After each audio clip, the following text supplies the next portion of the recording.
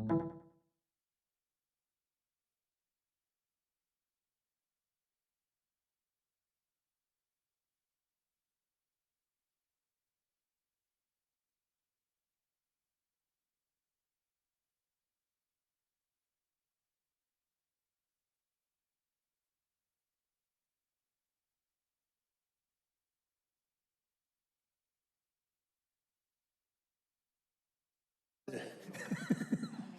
don't think I've done that right before.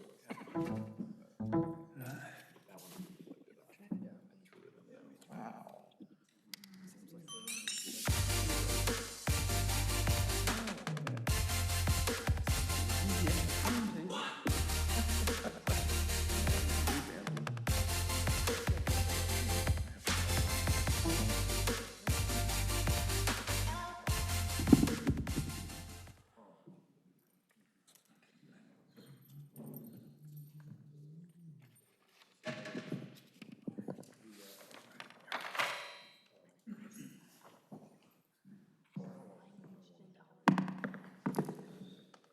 Good afternoon.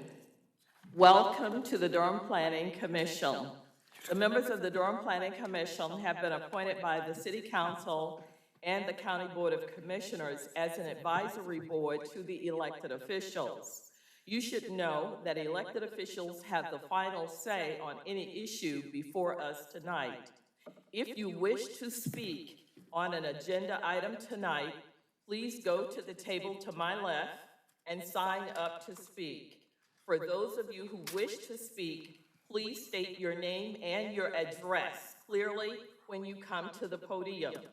Please speak clearly and into the microphone. Each side, those speaking in favor of an item and those speaking in opposition to an item, will have 10 minutes to present for each side. The time will be divided among all persons wishing to speak. Finally, all motions are stated in the affirmative, so if a motion fails or ties, the recommendation is for denial. I do want to also add that this is being broadcast on Spectrum, AT&T UVerse, Frontier, Google Fiber. It is also streamed on the city's YouTube, Facebook, and Twitter accounts. Needless to say, we are live. Thank you. Roll call, please. Commissioner Williams? Here. Commissioner Morgan is excused. Commissioner, or requested an excuse. Commissioner Johnson? Present. Commissioner Brine? Here. Commissioner Durkin? Here. Commissioner Alturk? Here. Vice Chair Busby? Here. Chair Hyman? Present. Commissioner Miller? Here. Commissioner Ketchen? Here. Commissioner Santiago? Here. Commissioner Baker? Here. Commissioner Lowe? Present. And Commissioner McIver? Here. Thank you. Madam Chair, Yes. I move an excused absence for Commissioner Morgan. Second. Thank you. It has been moved and properly seconded that Commissioner Morgan be granted an excused absence. Motion by Commissioner Brine and second by Commissioner Johnson. All in favor of this action, let it be known by raising your right hand. The next item, the approval of the minutes and consistency statement for the October 15 minutes. I'd like to recognize Commissioner Brine. Madam Chair, I have a correction to the minutes on page 3. The top of the page, this is the motion regarding the Olive Branch Road case. I think it should say recommend approval of case Z1A0015 with 2 additional committed elements, because the applicant did offer us 2 committed elements during the public hearing. Thank you. Then I can, if those adjustments can be made, I'd like to request a motion to approve. Commissioner Miller, would you like to be recognized? Yes, please. Okay. So I'm a little confused about the Olive Branch Road motion action records in the minutes. So in the future land use amendment, it says Morgan, Durkin, Santiago, Baker, Loeb, and McIver voted no. I voted no. I'm sorry, are you speaking of Olive Branch or the FLUM, for Forest Hills? Okay, I'm sorry. I am. I got myself mixed up. Okay, so we're good on that? Okay. Everything's fine. All right, great, Okay. thank you. Okay, I will entertain a motion to approve the minutes and consistency statement from October 15, 2019 with adjustments as presented. So moved. Second. Okay, motion by, motion by Commissioner Bryant and second by, okay, Commissioner Alter. It's like, we'll get this together. All in favor of this motion, let it be known by raising your right hand, please. Okay. Adjustments to the agenda. Good evening, Grace Smith with the Planning Department. The staff would like to add one item under new business. It should only take a moment. We need to have the commission review an amended meeting schedule for 2020. We had a conflict for this room for the September date, so we need to push our meeting out 1 week. City Council is actually going to need this room the date that we thought we would use this room. So we're not going to be bumping City Council out of their chambers. And so when at the appropriate time later in the evening, I would like to review that and have that approved. Mr. Miller. Madam Chair? Yes. Since we've just discussed it, I move that we adjust our adopted meeting schedule for 2020 by moving the scheduled meeting date for the September meeting back to 1 week later, to the Tuesday following the currently scheduled Tuesday. Thank you. Motion by Commissioner Miller. Second. Second by Commissioner Bryan, that we make the appropriate adjustment as presented. All in favor of this action, let it be known by raising your right hand. Okay, so there's no need for us to Well, add thank the you. new I appreciate business. that. Thank you. One last thing, staff would like to affirm for the record that all notice requirements were, carried out in accordance with state and local law, and those affidavits are on file in the planning department. Thank you. Okay, so it looks like we have no adjustments to the agenda, so we can move to the next item, which is our public hearing. I don't have the Sign-up sheet. sign-up sheets, please.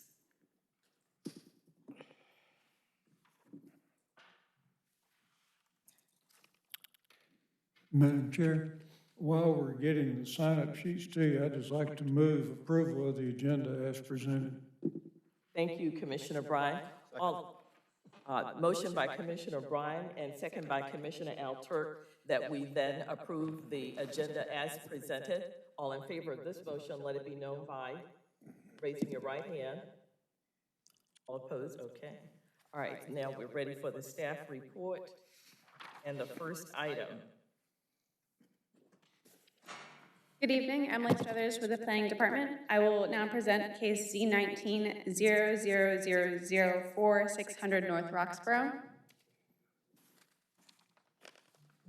The case summary should be showing up on the screen shortly. The applicant is Tim Sivers with Horvath Associates. This 0.707 acre site is located at 600 North Roxborough Street and is located within the city limits. The applicant proposes to change the zoning from residential urban multifamily to residential urban multifamily with a development plan in order to increase the allowable density. The property is designated medium-high density residential on the future land use map, which is consistent with the zoning request. The proposal consists of a maximum of 14 multifamily residential units using the apartment housing type. The aerial map here shows the site in red at the corner of North Roxborough Street and Mallard Avenue in the urban development tier. The property previously contained a one-story building and surface parking used for a place of worship. The structure has recently been demolished. A site plan has been recently approved for 8 multifamily units using the apartment housing type. The site is adjacent to the downtown development tier to the south, the Cleveland Historic District to the west, and Holloway Historic District to the east. The surrounding area includes a mix of single-family houses, duplexes, triplexes, apartment buildings, and proposed townhouses. The site is presently zoned residential urban multifamily. The applicant proposes to keep this designation, but add a development plan, making it RUMD. Changing the zoning to allow the additional density is permitted by UDO Section 641. The future land use map here shows that the property is designated medium-high density on the future land use map, which is consistent with the rezoning request. The development plan provides site access points, building and parking envelopes, project boundary buffers, and maximum impervious surface limits. Key commitments include a maximum of 14 multifamily units utilizing the apartment housing type, transit improvements as required at the time of site plan, and design commitments including brick-banded sidewalks. The proposed RUMD zoning designation complies with the current medium-high density residential designation on the future land use map and applicable policies. It is consistent with policy 212D, 231A, 232A, and 1111A. Staff determines that this request is consistent with the comprehensive plan and other policies and ordinances, and staff is available for any questions. Thank you. Thank you. I'm going to go, at this time, open the public hearing. I do have 2 individuals who have signed up to speak. The first name is Tim Sivers, followed by James Bradford. Thank you, Madam Chair. Tim Sivers with Horvath Associates. Thank you, Emily, for your report and your work on this project. As Emily mentioned, this request in front of you is for a rezoning from RUM, which allows the 12 units per acre, to RUMD for a maximum of 20 units per acre. Section 641 of the ordinance requires that in excess of the 12 units per acre, a development plan is approved, and that maximum is the 20 units per acre. The project area is just under 3/4 of a site, 0.7 acres, allows 8 units as it currently sits, and this request is to increase it to 14 units, a total of 6 units for the increase. We did hold a voluntary neighborhood meeting for this project. It was held on September 23rd at the Durham Convention Center. We did have 2 neighbors show up. There were a couple other neighbors that reached out to me that were not able to be in attendance. Both the neighbors that did show up, that was a couple, so it was one owner, as well as the adjacent properties owners that reached out to me, were all in approval of the project. The development plan illustrates commitments to bus stops, architectural design elements, landscape buffers, building and parking setbacks, 70% impervious area, maximum of 14 units, as well as access points on both Roxborough and Mallard Avenue. The plan also commits to upgrading the sidewalks and constructing brick banding along portions of the sidewalk. In addition to these commitments that are on the development plan, I'd like to provide some additional commitments tonight, and planning, I've sent these to planning, and they have reviewed these as well. Prior to the issuance of a certificate of occupancy, provide a one-time $1,500 contribution to the Durham Public Schools. Second one would be prior to issuance of a CO, provide a one-time $1,400 contribution to the Durham Affordable Housing Fund. I did have a chance to meet with a few of you, and I appreciate the time that you took out of your schedule to meet with me. I'm sorry I couldn't get to all of you, but if you guys do have any questions, I'm available for further questions, as well as the developer is here tonight too. Thank you. Thank you. Mr. James Bradford.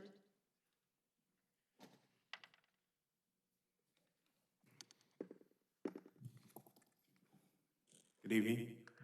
James Bradford, 7616 Herndon Road. My partner and I, we own the project adjacent to this project, the townhomes, Elliott Square. We met the developer some months ago and would just like to support their project. Thank you. Are there any other individuals who would like to speak on the 600 North Roxborough project? If not, I'm going to close the public hearing and give our commissioners an opportunity to ask questions. I'm going to start with Commissioner Baker, who would like to make a statement at this time. Thank you. Thank you, Ms. Chair. I just want to let everyone know, disclose that I live across the street, but I am a renter, and so I did not receive a letter, and my landlord did. And so I did check with staff and make sure that there aren't, that there is no reason that I should be up here voting, and they did confirm that I should be up here and should take a vote. Thank you. Thank you. It was determined that a recusal was not necessary for Commissioner Baker, and we wanted to basically state that, from the beginning, transparency. Thank you. Now, do I have commissioners who would like to speak to this issue? I'm going to start with Commissioner Brine and Commissioner Durkin. Thank you. This is a question for staff. There are commitments to not mass grade and to not clear cut, which normally I'd be excited about, except on this particular site. I'm not sure they have a whole lot of meaning, but my understanding is that this enables the applicant to be exempt from the required tree coverage. Is that correct? That's correct. The required tree coverage does not apply, provided that enforceable means to verify those elements are provided, and so they're doing that by way of the text commitment. Okay, thank you. Just personally, for the applicant, I would prefer to have seen the tree coverage. Another question, and either staff or the applicant can answer this, but could we have used the affordable housing density bonus on this? We're starting with 12 units, do 15%, you get 1.8, which I'm hoping we could round up to 2. You get to 14 units, but 2 of them would be affordable. And to me, having some affordable housing in this location so close to the downtown tier would be very desirable. So could it have been used? The affordable housing density bonus is allowable in this area. I can't speak to if the applicant intends on using that or not. Okay, well, then the question comes to the applicant.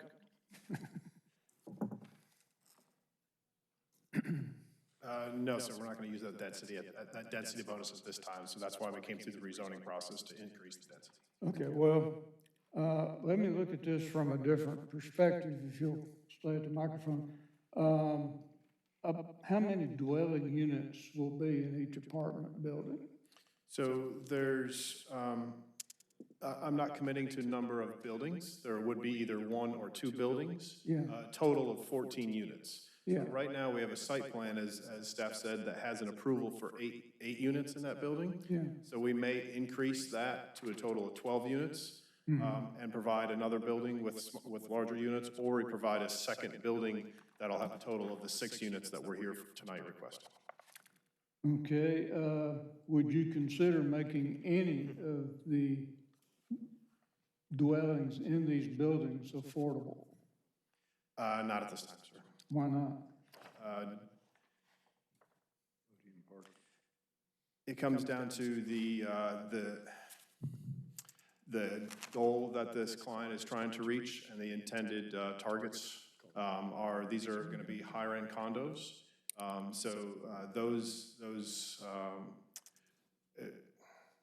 Those locations should be down in the closer to the downtown tier. I understand your request, but right here we're directly adjacent to downtown tier, but we're looking for the higher end condos in this area.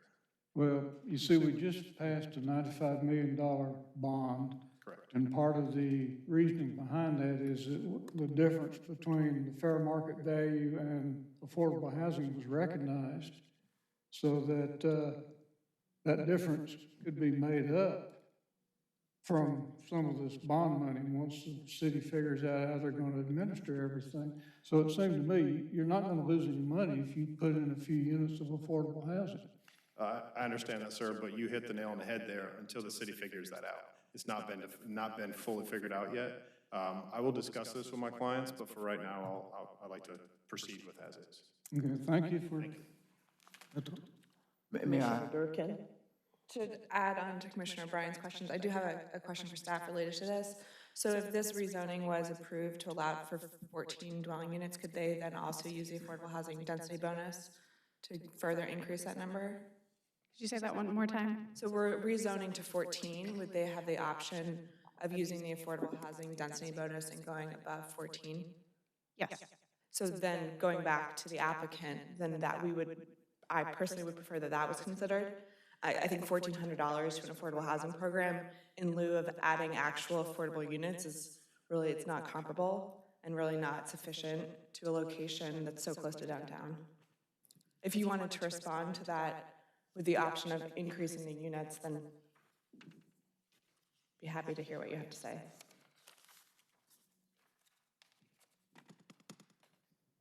I want to clarify, I think it is what you asked, but I think I just want to clarify it so it's clear to the audience as well that the affordable housing density bonus can be added on following the rezoning. So it's done by right. They can do it on top of what is permitted by this proposed rezoning. Okay, great, thank you.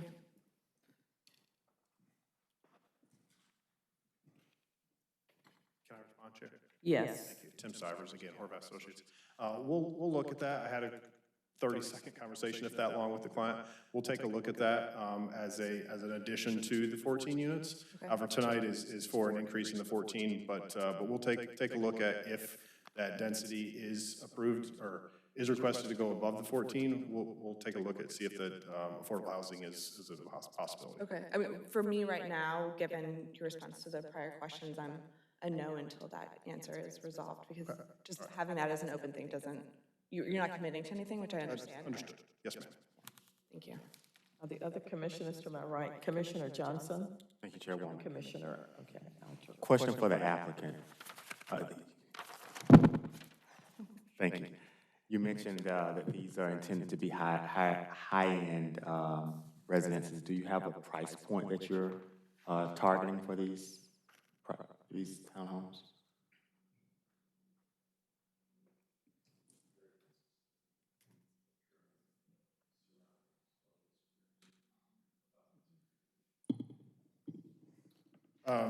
They'll be similar to the Elliott Square across the street, which has been approved now, which is in the 300 range, 300,000. So the Elliott Square, you're familiar with it, so it's been programmed. I was under the impression that that price point was actually higher than $300,000. I'm not involved with that project. It may be higher than that, but it'll be equivalent to that project. Right. Okay, per square foot. Correct. Yes. So okay, so it's gonna be some price. Yes. These are the. Commissioner Alter. Yes, thank you, Chair. I'll just echo what Commissioner Bryan and Commissioner Durkin said. I think this is a parcel that is adjacent to a National Historic District, a local historic district, and in an area that's, already gentrified and already seen skyrocket housing prices. And I think, adding 6 units, or adding 14 units total is not enough it's not the kind of supply that we need to really reduce the long-term kind of affordability issue that we have in Durham, and I think a real commitment would be the way to go. So I'm also, leaning toward voting no unless I hear from my other commissioners on something convincing to sway me another way. So thank you. Thank you. Commissioner Miller? So I have a question for staff. Visiting again the availability of the affordable housing density bonus if this rezoning is passed. This is a fairly small site. It's only 3/4 of an acre. We're putting 14 units on it. I'm assuming that to do that, we're going to build a probably 4 or 5 story building. It's going to have podium parking. Doesn't have to, but I'm assuming that that's what, in order to get all those units in there. There's a volume that is associated with RUM, and I'm assuming that to get these 14 units in there on so small a site, we're going to use up all the available volume. Assuming that that's what's going to happen, will that constrain the ability of the applicant to add affordable units even if the density bonus would allow it? In other words, with the density bonus, is there relief from the dimension requirements that would be imposed without affordable units? They would still need to meet the dimensional standards regardless. So they wouldn't be able to go up a floor and add it in order to add affordable units if they were already at the maximum height? They are allowed to, sorry, I think let me check the ordinance before I speak next time. Let's see, looking at the height here, it says when the affordable housing density bonus is utilized, an additional 15 feet of height shall be allowed. So they would get essentially one residential level. Correct. All right, very good. That helps a lot.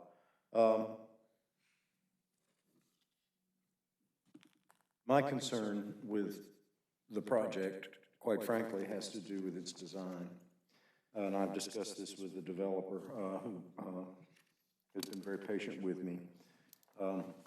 One way to build this building or buildings is to, and I believe the most likely way, is to locate the residential dwelling units up one level on top of a parking podium, which means that the Roxborough Street facade of the building would essentially be parking. And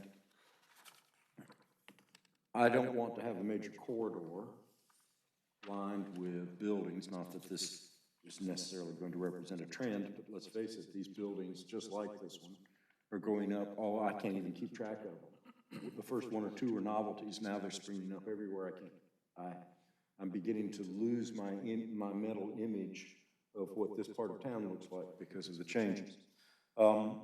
So I would like for there to be some sort of human scale architectural feature at the ground level facing Roxborough Street. So that people who are either use the building, drive past the building, walk past the building, have something that indicates that this is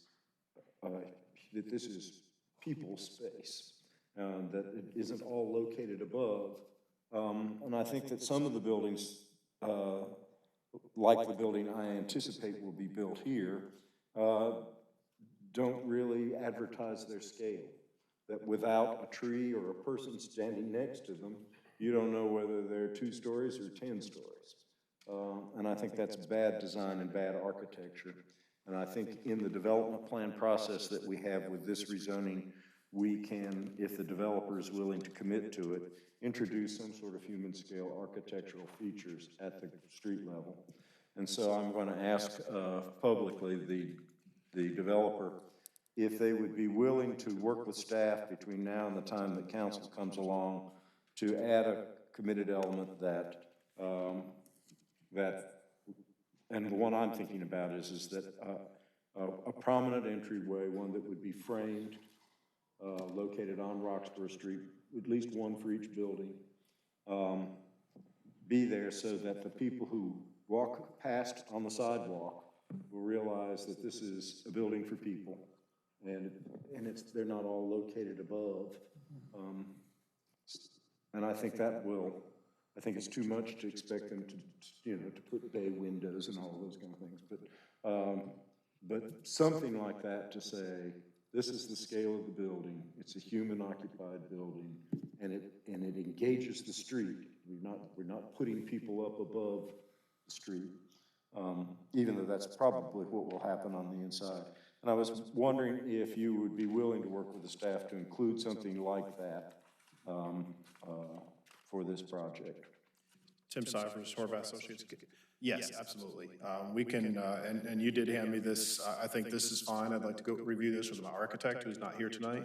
But yeah, absolutely. I think, the human scale, something on the human scale to bring that down to, on the first floor of both buildings. Well, I'm assuming you're gonna have doors anyway. That's exactly correct. There's gonna be Question doors that of dressing those doors up a little bit so that they show that they're not hidden.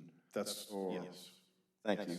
And if, I imagine staff will have some comments on that, and then I'd also like to follow back on the affordable housing comment after that, if possible. And because it's a fairly small request, if you're willing to do it, I don't see any reason to delay the project if your assurance is sufficient for me. And so with that, I'm going to vote in favor of this one. However, I have to say, it would be lovely to have a couple of affordable units for a project this small. I'm not going to insist on it. I'm going to recognize the staff at this time. Thank you. I just wanted to confirm that staff is comfortable working with the applicant on that text commitment you've indicated. Thank you. Thank you. Commissioner Baker? I wanted to echo my fellow commissioners, in particular the commissioners that are concerned about affordable housing and how important that is, and wanting to promote that in this project and other projects. I also commend the applicant just now for making a commitment to foster a human scale on the ground floor. That's incredibly important. And if there were to be only parking or only a brick wall along the frontage, that would be very concerning. I also had one quick question actually for transportation. And this is, this relates to this project, but it's a little bit higher level as well. I had the privilege of meeting with the applicant and going over some of the site plan. And he mentioned that North Carolina Department of Transportation makes it very difficult or impossible to put street trees in the right-of-way.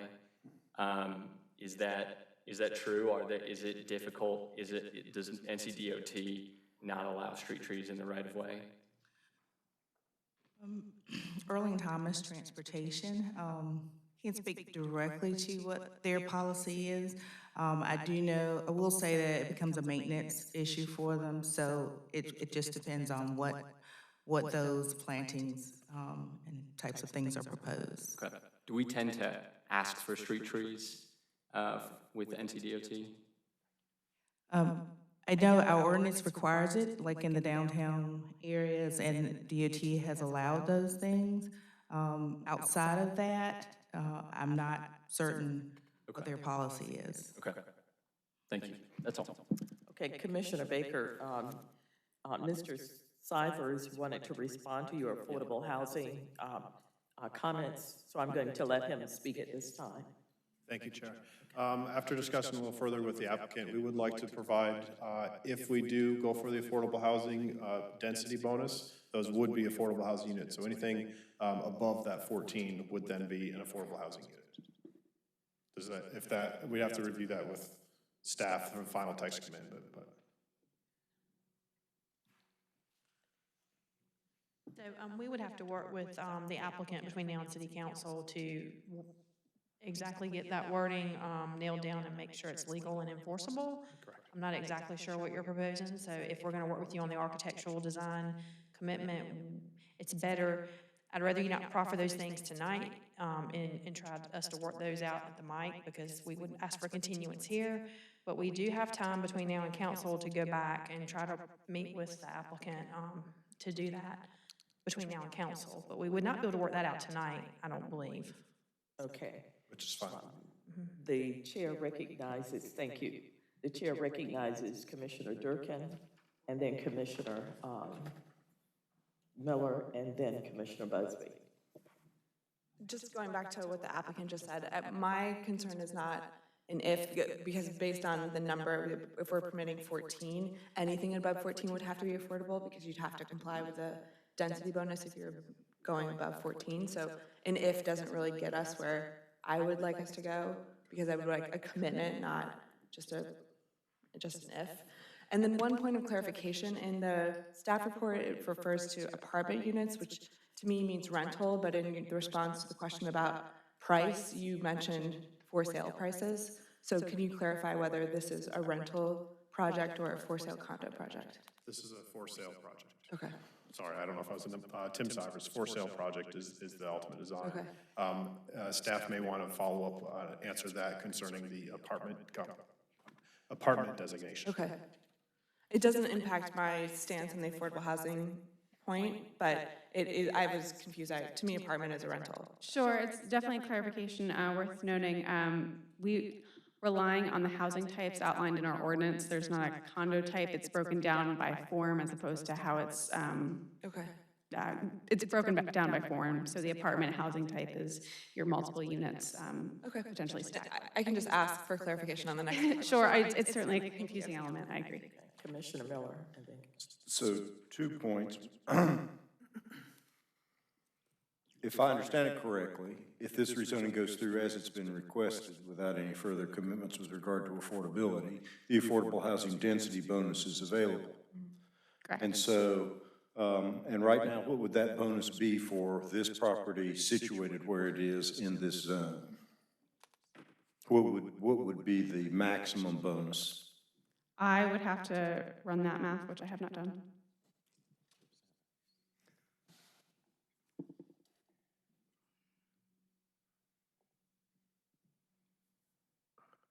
What's the ratio? Pulling that up right now, 1 second here.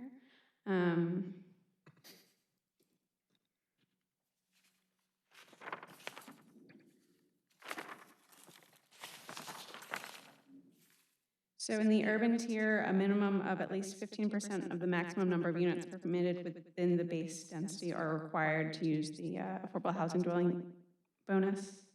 And then from there,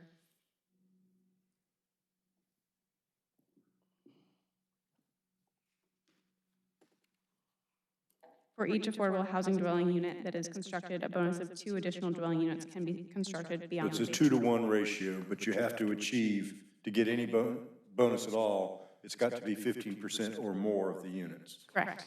All right, very good. So I'm just thinking through the concept that Mr. Sivers presented in terms of units of more than 14 might be affordable. It actually seems to me that since the density bonus is by right, and that the bonus allows them to have an extra level for each building, that they're better off without any kind of commitment, since it was a conditional commitment, just to go with the bonus just like it is. If they added 2 units, that were affordable, is it 15% of the total, or is it 15% of the base? 15% of the maximum number of units permitted with the base density. Base density. With the base, so 2 would then run them over the, well, even 1 would run them over the 15%, then they could get 2 additional units. And if they kept going that way until they filled up that extra level, that extra 15 feet they get, it seems to me that I don't see how a commitment could actually improve their situation over what the density bonus would allow anyway. So I throw that observation out, and I forgot what my other one was, so I'll leave it at that. Thank you. Commissioner Busby. Thank you, Madam Chair. So, Mr. Sivers, I know you're wearing a path up here, but I had a similar analysis to Commissioner Miller, so I just wanted to check with you to make sure. Do you mind repeating your commitment? And then I just want to make sure I understand the intent of your commitment, because I think you're intending to make a commitment to us tonight, but it sounds like I heard it as a commitment that is basically you're already allowed to do that by right. So I wanted to hear what you were offering us just to make sure I understood it. That's correct, and I apologize for that confusion. So what we'd be saying is the by right situation. Okay, great, thank you. And we'll work that out with staff, but obviously it's not a text commitment, but it's something that we can discuss with staff as well. Right, so just to make sure I'm understanding it, and for the other commissioners, you're saying you're willing to explore what is already available to you as opposed to anything that's above and beyond what is already an available option? That's correct. Okay, thank you. And I'll just add that I appreciate the design commitments. I like this project, but I share the same concerns on affordability. Commissioner Johnson. Thank you. So I just wanted to run some quick math, because we're talking about affordability issue, I'm sorry. And so the applicant stated that the anticipated cost is around $300 per square feet. And so for like a 1,500 square feet unit, it's $450,000. For a 2,000 square foot unit, it's like $600,000. And so even when we're talking about, we just passed the bond, I think the question is that the best use of limited resources to make something affordable? That, how do you make a $600,000 unit affordable, even if you subsidize it, you know? And when we're thinking about what we're trying to do here in Durham, and like affordability is about how do you incentivize and encourage like entry-level home ownership, you know, the first rung of economic empowerment, et cetera, et cetera. This is not the model for how we accomplish that. And so I think that trying to make this project as it is somehow affordable is wishful thinking, in the sense that it's not really accomplishing what we say we want to do. So I just wanted to point that out. Thank you. I'm going to try to recognize some other individuals who've not had an opportunity to speak. I think we are Commissioner. All right, then Commissioner Durkin. Just to go off of what Commissioner Johnson said, I would say not doing anything is also not achieving our goal. And so using the affordable housing density bonus is one of the tools we have, and it should be actually utilized. Thank you. Commissioner Miller. I remembered my other point, and it was simply that we talked about the kind of units that would be here, whether they would be rental or purchase units. As I read the development plan, there was nothing in there that committed the developer to any particular type of unit. It could be for sale or for rental. We don't normally have commitments for rental or for sale, so I just wanted to make sure that people didn't vote expecting this to be one way or the other, when in fact it can be either way, and we can't constrain it. Are there other questions, other commissioners who would like to speak? If not, I think I will entertain a motion. Madam Chair, I'd like to move that we send case Z19-00004 concerning 600 North Roxborough Road forward to the City Council with a favorable recommendation. Second. Do I have a question? Yes. There's some unreadiness, so Commissioner Bryan has a question. At the beginning of the public hearing, the applicant told us that he had made 2 new commitments, both concerning payments, one to the public schools and one to affordable housing. And question, are those commitments acceptable to staff? Hi, Grace Smith. I'm closest to the mic, so I'll answer that. Yes, they were vetted ahead of time and approved. Okay. So I'll modify my motion. The motion needs to. The 3 proffers that were made tonight, the 2 firm ones and the 1 loosey-goosey one on architecture. Those are included in my motion. Well, there's a 4th one out there that seems loosey-goosey to me too, and that's about whether or not there's actually going to be any affordable housing or not. They weren't making any commitments. Staff would like to clarify, the applicant has only proffered the 2 that were approved and vetted ahead of time, and then the others they weren't actually proffered tonight because we had not vetted those and they've not been checked for legality and enforceability. So the motion should be with the 2 that were proffered and vetted ahead of time, and then we can work out the others with the applicant between now and council if that's agreeable with the planning commission. That's how I would have to handle that. That's what I meant in my motion. Okay, Great, so thank the you. motion does include, and did I get a second? Yes. Commissioner Alter did provide a second. We went back and forth, so I wasn't sure. I have a motion and a second that we send item number Z19-00004, 600 North Roxborough, forward to the City Council with a favorable recommendation. All in favor of this motion, I'm going to ask for a roll call, please. Commissioner Wait, a Williams? motion? Yes? Commissioner Johnson, Yes. Commissioner Brine, No.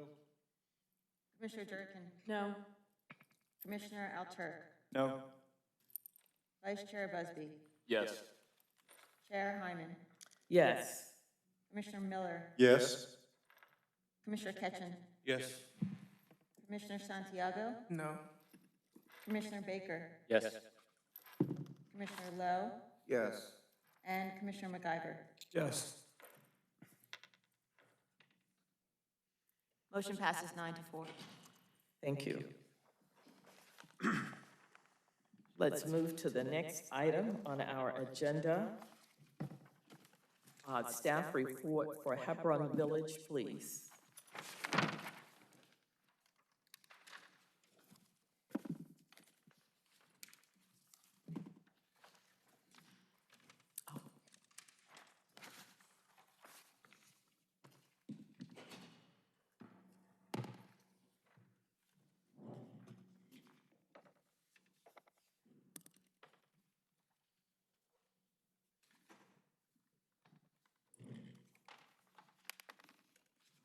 Good evening, Emily Struthers again with the Planning Department.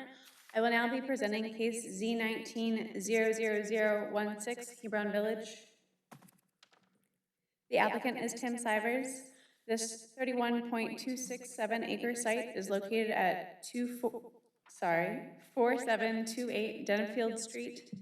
This site is located within the city limits. The applicant proposes to change the zoning from residential suburban 20, RS20, and residential suburban 10, RS10, to planned development residential PDR 5.117. The property is designated low-medium density residential on the future land use map, which is consistent with the zoning request. The proposal consists of a maximum of 160 units. Per the current text commitment, the units may be single-family, townhouse, or a combination, none to exceed 149 peak hour trips. The applicant has spoken with staff about a potential change to the housing type commitment. I will let the applicant speak to that later. This aerial map shows the site in red, located off of Denfield Street and Hebron Road in the suburban development tier. The property contains forests, a small area of wetlands, and a few existing buildings. The site is not developed. The site is adjacent to a mix of housing types, including single-family detached and attached, townhouses, and apartments. There are also a couple of places of worship adjacent to the site. The site is presently zoned RS20 and RS10. The applicant proposes to change this designation to PDR 5.117. This site is located within both the Eno River District B and Falls Jordan District B watershed protection overlays. The property is designated low-medium density residential on the future land use map, which is consistent with the rezoning request. Development plan provides site access points, building and parking envelopes, project boundary buffers, and maximum impervious surface. Key commitments include a maximum of 160 residential units of single-family, townhouse, or combination of those housing types, a minimum of 20% tree preservation area, transportation improvements, including dedicated right-of-way, left turn lanes, and additional asphalt to allow for future bicycle lanes, site access points, location of building and parking envelopes, tree preservation areas, project boundary buffer areas, and a maximum of 50% impervious surface are shown graphically. Design commitments related to building material, roofs, and distinctive architectural features are included. The proposed PDR 5.117 zoning designation complies with the current low-medium designation on the future land use map and applicable policies. It is consistent with policy 2.12C, 2.31A, 2.32A, and 11.1.1A. Staff determines that this request is consistent with the comprehensive plan and other policies and ordinances, and staff is available for any questions. Thank you. Thank you. I do have two individuals who have signed up to speak for and 3 against. I'm going to call the first 2 individuals, Tim Sivers and Frank Bullock.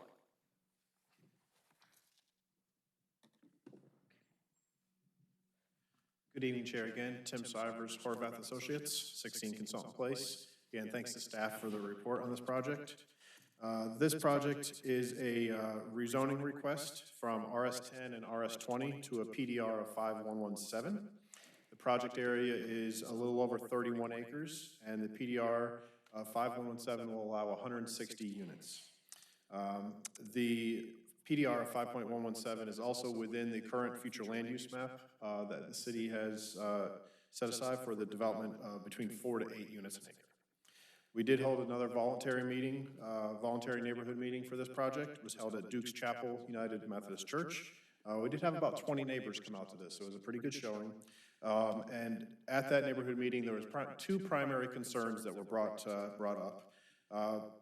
First was access into the existing subdivision to the east, and the second one was landscape buffering to the adjacent properties, to the adjacent existing homes, excuse me. I did discuss the neighbors and tried to explain to them that the street stub to the existing subdivision was a requirement of transportation and the city ordinance.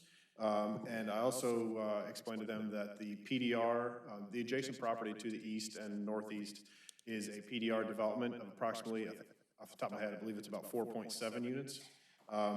That does not require a buffer between our proposed PDR and the adjacent PDR. However, we worked with the adjacent property owners there, and on our development plan have committed, graphically committed to a 20-foot buffer along those adjacent properties that back up against those existing homes. And again, that is shown on our development plan that's in front of you tonight as a graphic commitment. Since we held that meeting back in July, I did send an email out a couple times informing the neighbors of the process, of the progress of the project. I also wanted to make sure that all those neighbors that signed up and gave me their email address was aware of the meeting tonight, so I informed them of that, just in case they didn't get the meeting from the city. The development plan does illustrate commitments to the right-of-way dedication, landscape buffers, as we've discussed, 20% tree preservation area, 50% impervious area as a maximum of 160 units, as well as access points on Hebron and Summer Breeze Drive. An optional access point is also shown on Denfield.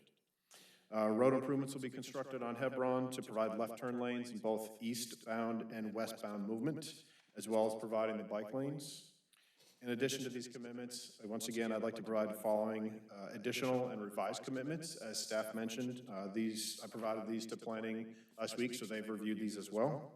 A revision to text commitment number 1, as Emily mentioned earlier, the proposed development shall be a maximum of 160 units.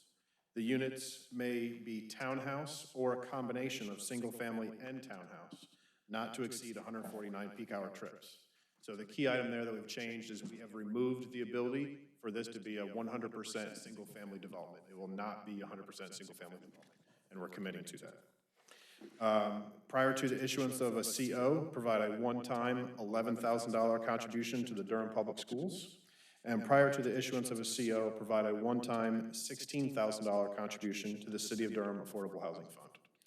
I did have the ability to meet with some of you again, so if there are any other further questions, I'm available. Thank you for your time. Thank you. Yes, Mr. Bullock.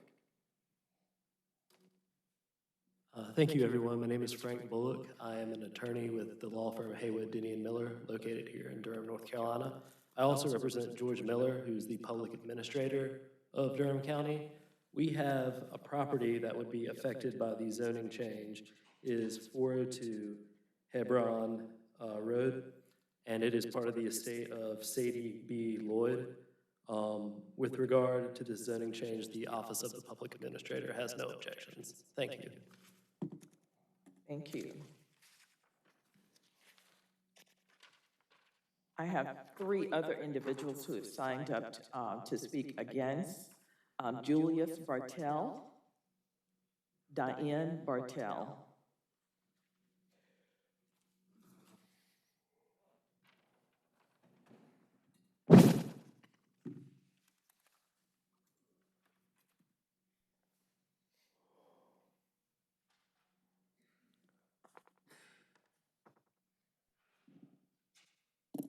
I'm Julius Bartell, my wife Diane Bartell. We live at 4911 Denfield Street.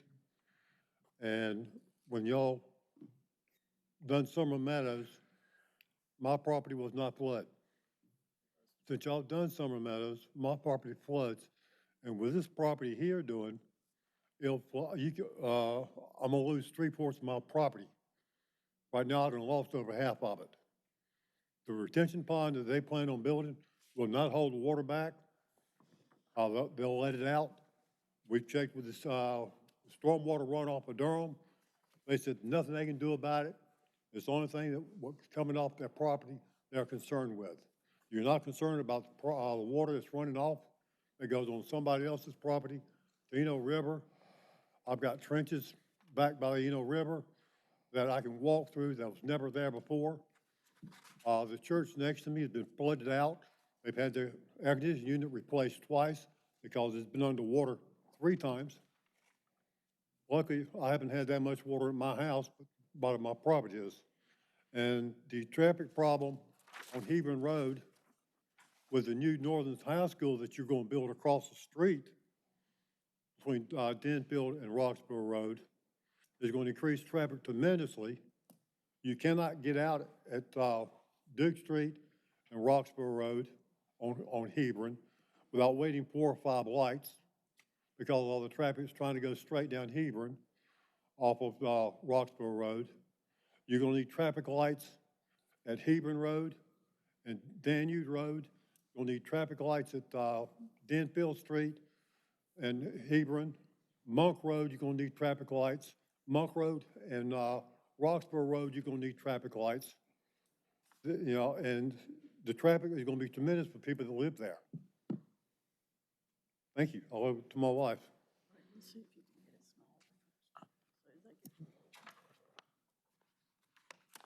Next, it's Diane Bartel. Okay, my name's Diane Bartel. I live at 4911 Denfield Street. And we're not used to the equipment, just bear with us, please. Okay, Hazen and Sawyer did a thing about the raw water storage for the whole city of Durham. And I don't think that should have a whole lot of excess water because the intakes that they're wanting to do at a later date from the Eno River, they're wanting to pump into the quarry. And where this property he's wanting to do, plus where the school at Northern High comes in, it goes across onto behind our property and straight down and would end before the intake to even take it from the Eno. So you're going to have a whole lot of contaminants rolling off of parking lots from schools, from his 160 houses on the other side, and they're going to be contaminating, pulling into the quarry that's going to have to be tended to. And this is for the whole city of Durham, for when we start running out of water in a few years. So Hazen and Sawyer you can look at. This is the next one. This is some more information up here with Hazen and Sawyer about storage development about the level. Will, if they do 265-foot elevation on the rock quarry for the city of Durham, I don't want bad water going to my people around here, you know? This one next. I'll tell you what, let's do it.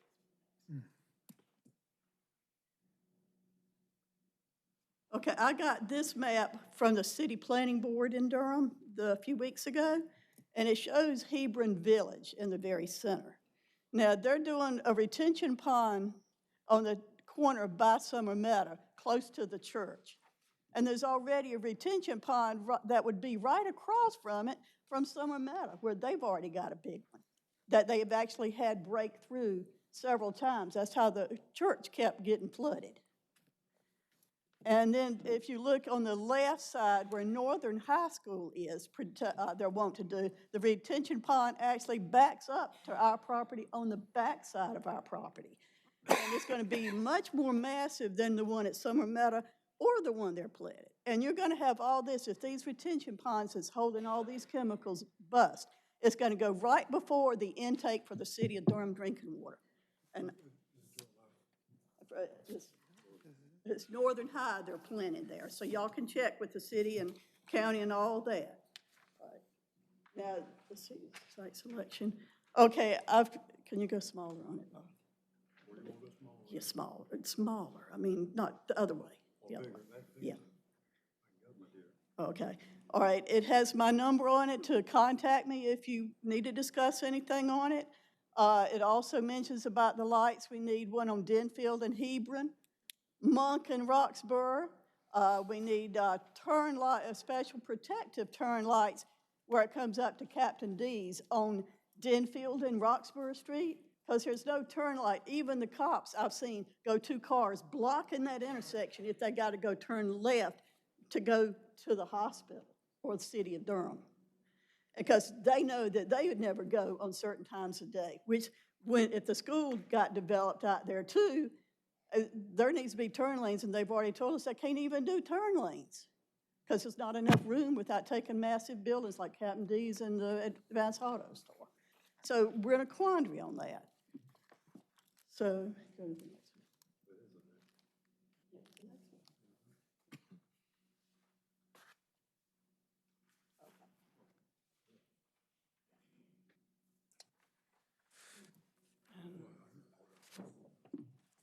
And then this is also what I said, you know, like the lights needed, this piece of paper actually lists all the different lights, except it doesn't mention the light that's needed at Danube and Hebron because of all the buildings and stuff.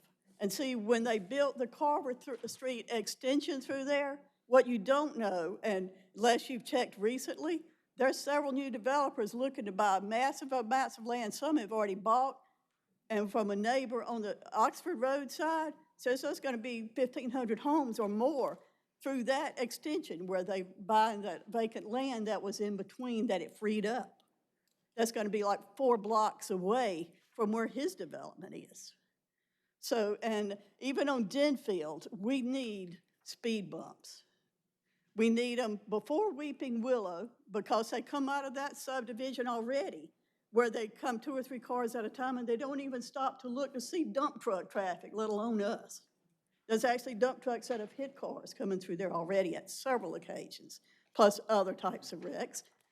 They said also need speed bump on that sharp curve just at the top of the hill on Denfield, right around where the school would be, and his subdivision that he wants to build. So we are inundated with being flooded, so many cars on the road, much dangerous traffic with dump trucks. It's really a bad, bad mix. So I want y'all to, you know, look at all this information. If they will allow, we'll give you, you know, have copies made for everybody on here and the city council. I'll be fine with that. Everyone needs to see and study this. Thank you. Thank you. I have one other individual who has signed up. Cassandra, I apologize for not being able to make out the last name. Is it, if you could help me with the? Suleiman. Cassandra Suleiman. Okay, Suleiman. On behalf of my community, my neighborhood, I live on Monk. Please state your address, your name and address, and then. I'm Cassandra Suleiman. I'm at 200 Monk Road. And on behalf of my neighbors and my community, I'm asking the planning committee, could they look at a stoplight to be put on Monk and Roxborough? Because within the last week, there has been at least 4 accidents, and it's an accident-prone area anyway. So it would be safe and better if they would put a stoplight at that location. And also due to the heavy development that they are doing around the Monk Road area, the Hebron, and Denfield, that's what's causing a lot of the traffic. So if they would look at that, on behalf of me as a property owner and other neighbors around, we would like for the planning committee to look at that, to put a stoplight at the corner of Monk and Roxborough Road. Thank you. Thank you. Do I have other individuals who would like to speak to, I do not have any others who have signed up, but do I have other individuals who would like to speak to the Hebron Village case before I close the public hearing? I will need you to come forward and then state your name and address, and then sign your name on our listing.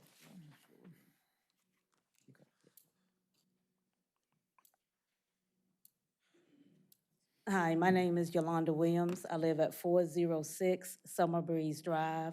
I live in Summer Meadow subdivision, and I just wanted to reiterate what everyone else had said. We do have a lot of concerns with the traffic. We will need traffic lights. I did attend the meeting in July held at the church with Mr. Severs. The majority of my neighbors do have a lot of concerns with that subdivision. One issue was the barrier, if that would be taken care of. But the major concerns is that one of the main entrances, or the main entrance, will come through my subdivision. It will literally come right down my street, past my house, which currently is it is a barrier itself. It is just a wall.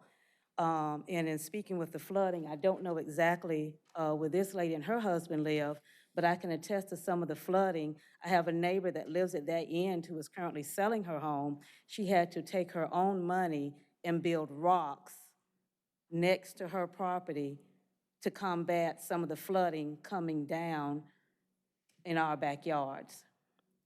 So I just want you to, take that into consideration when it comes to this new development. Thank you. Thank you. If there are no other individuals who would like to speak, I'm going to close the public hearing and give out, yes. There's one more. Please come to the microphone. There's one more situation that he hasn't mentioned about that property they're wanting to develop. It's about a 40-degree angle for about 600 feet coming down to where they would want to do the retention pond. The force of that water, if it was heavy rain like we're getting more and more of, could really bust through the dam and it could go flooding everywhere. Thank you. Those are additional comments from Ms. Diane Bartel. If there are no other individuals who would like to speak, I'm going to close the public hearing and give commissioners an opportunity to ask questions. I'm going to start with Commissioner Busby and Commissioner Bryan. Thank you, Madam Chair. I think my first question, I'll start with staff, and this is my only question to start, but it was mentioned the connection on Carver Road, and I've heard this elsewhere as well, that this will likely lead to a series of development proposals. And can the staff share, are there any other proposals coming in this area to help give us a picture of what to expect? Because we're just looking at this by itself, but I understand there's a lot more coming in the pipeline. Yeah, that's what they were saying.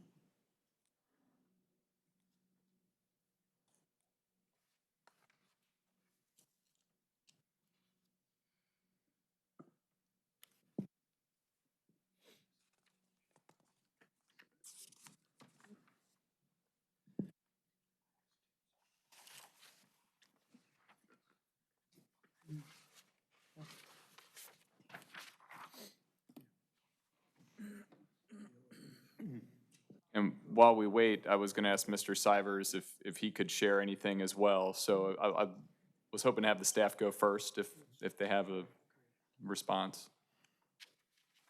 Good evening, Jamie Sunyak with the Planning Department. So Carver Street is not shown on your aerial, so it's hard to give you some context, but there is an application that is under review. It's Carver Street assemblage. It is, I don't want to misquote the number of units, but it's in the 500, 600 range, mix of single family and apartments. I believe the applicant, Tim Sivers, is here, so he can speak as well. But that is a case that is under review. There are, adjacent to that, there's another case that just was recently submitted, also for residential adjacent to the Carver Street assemblage site.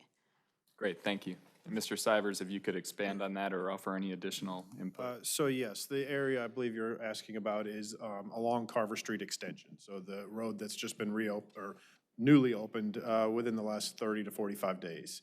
I am the applicant for a project that has been submitted in that area. It's on both the north and south side of Carver Street Extension. It includes townhomes, single, and apartments for rent. In the 650 unit range. I'm also aware of another development near the intersection of Carver, Oxford, Hamlin. That's also residential. That is a townhome and single-family mix. I'm not the applicant on that. However, I'm familiar with the project. I'm also working on 2 other developments that are at that same intersection for commercial developments. Okay, that's great. Thank you.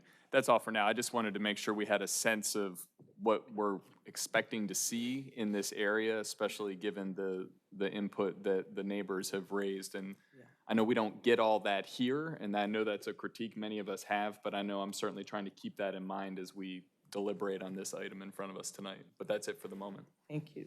Commissioner Bryan? Thank you. I want to start with a question for staff. By my count, we have 3 new committed elements. The $11,000 payment to the public schools, $16,000 payment to affordable housing, and then, if I understood correctly, a slight change in the housing. We'll have up to 160 units, but the new commitment would be, or the revised commitment would be, a combination of single-family and townhomes.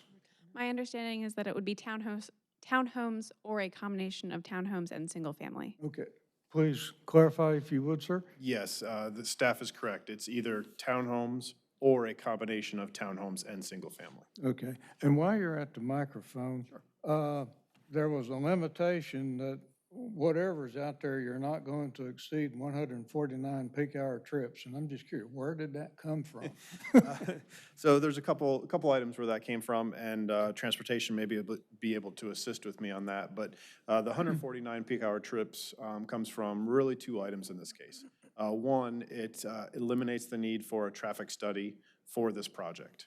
However, I'll iterate that 160 units as a quick calculation of if it was all townhomes would be approximately 80 to 90 trips. So we're well under that 149 peak hour trips.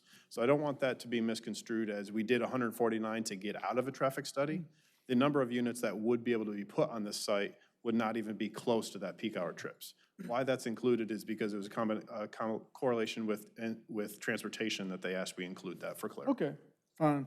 While you're there, I have a few more questions. When was the last time you went down Summer Breeze Drive? I drove that area through that neighborhood when I went up for the neighborhood meeting, whenever that date was. Okay. July 30th was when we had the meeting. And I'm sure you noticed that there's about a 10 to 12 foot elevation difference? Yes, sir. Okay. Yes. 13? Okay. So it's to make that connection, it seems like there's gonna have to be a lot of dirt moved. Considering the topology of that site, it seemed to me that it's most likely to be clear cut and mass graded. Is that a fair assumption? Most likely, yes, sir. So you're going to provide 20% tree coverage, but considering that it's a heavily wooded site, the other side of that coin, it would be 80% tree coverage loss, which you will not, I know you'll have to replant some trees, but I don't think you're going to make up for the 80% loss. Text commitment number 8, I had a question about that. This was in response to a bike ped request about having bike lanes on Denfield. And the way the text commitment reads is if access point number 3 is constructed, then you'll provide the additional asphalt. That's correct. My question is, will you provide bike ped lanes along the infield irrespective of that 3rd access point? No, I'd like to keep that commitment as is for now. If primarily because of the necessary road improvements for that. If we make that access to Denfield, will be improvements to, potentially be improvements to Denfield for the access, which would then include the bike lanes. Okay, from my perspective, that third access point would seem to be one that's needed, because if you don't have that third access point, you have two access points, but one of them comes through already developed neighborhood. And if something happens to the access point off of Hebron Road and you have an emergency out there, you know, emergency vehicles are going to be coming through an adjacent neighborhood. I think coming down Denfield having an access point off of Denfield would be very good and would help provide access to the people up in the northwest point part of the development. And it also looks to me like an access point there would be easier to construct because the level of the road and the level of your site are pretty much even. Right, which is exactly why we showed it as an optional. So in this case, we're actually working for the property owner who's trying to sell the property. It's Javan Group. They own a lot of property throughout Durham. We're working with them on this, and then because there's not a developer set in place for this, we wanted to provide that as an option, but didn't want to provide it as a commitment, as a full requirement to provide the developer, whoever that is in the future, an option to make that connection. Okay. The main access is on Hebron. The connection to Summer Breeze is a requirement because of the existing subdivision made that street stub. And yes, unfortunately, there is a large topography difference between right at the back of those homes, which is also why during the neighborhood meeting, some of the neighbors spoke up and said, our realtor told us we were going to have a buffer back there. Well, I'm sorry. The ordinance doesn't actually require that, which is why we wanted to work with these neighbors and say, hey, we'll provide the buffer. I'm sorry that wasn't the case, but we'll go ahead and step up and provide that buffer for you. So yes, that's an access point, but the primary access point will be on Hebron where we're providing the road improvements for it. And assuming from the way Hebron is curved on the development plan, I'm assuming that you guys will be constructing the realigned portion that's on your property that should eventually be extended over to Roxborough. So that school site? That is a right-of-way dedication. We're not committing to construct that portion. In the future, yes, the school site, and there'll be a connection over to Roxborough, but we're providing, we're giving that right-of-way, giving that land for the future connection, for the future construction. So we're committing to the right-of-way dedication, but not the construction of that. Okay, thank you for that clarification. And one final question, do you have any idea what sort of amenities would be provided for the residents of this here? Again, because there's not a developer involved, I don't. The ordinance does require active open space and open space amenities.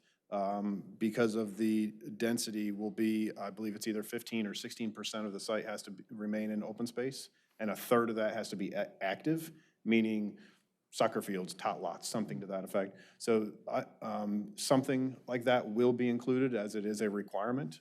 So it's not something I can commit to tonight because it is a UDO requirement. Okay, thank you very much. You're welcome. Thank you. Commissioner Durkin, followed by Commissioner Johnson. Since there's not a developer, I will refrain from asking my affordable housing density bonus question. But I do have a question for staff, so you're off the hook.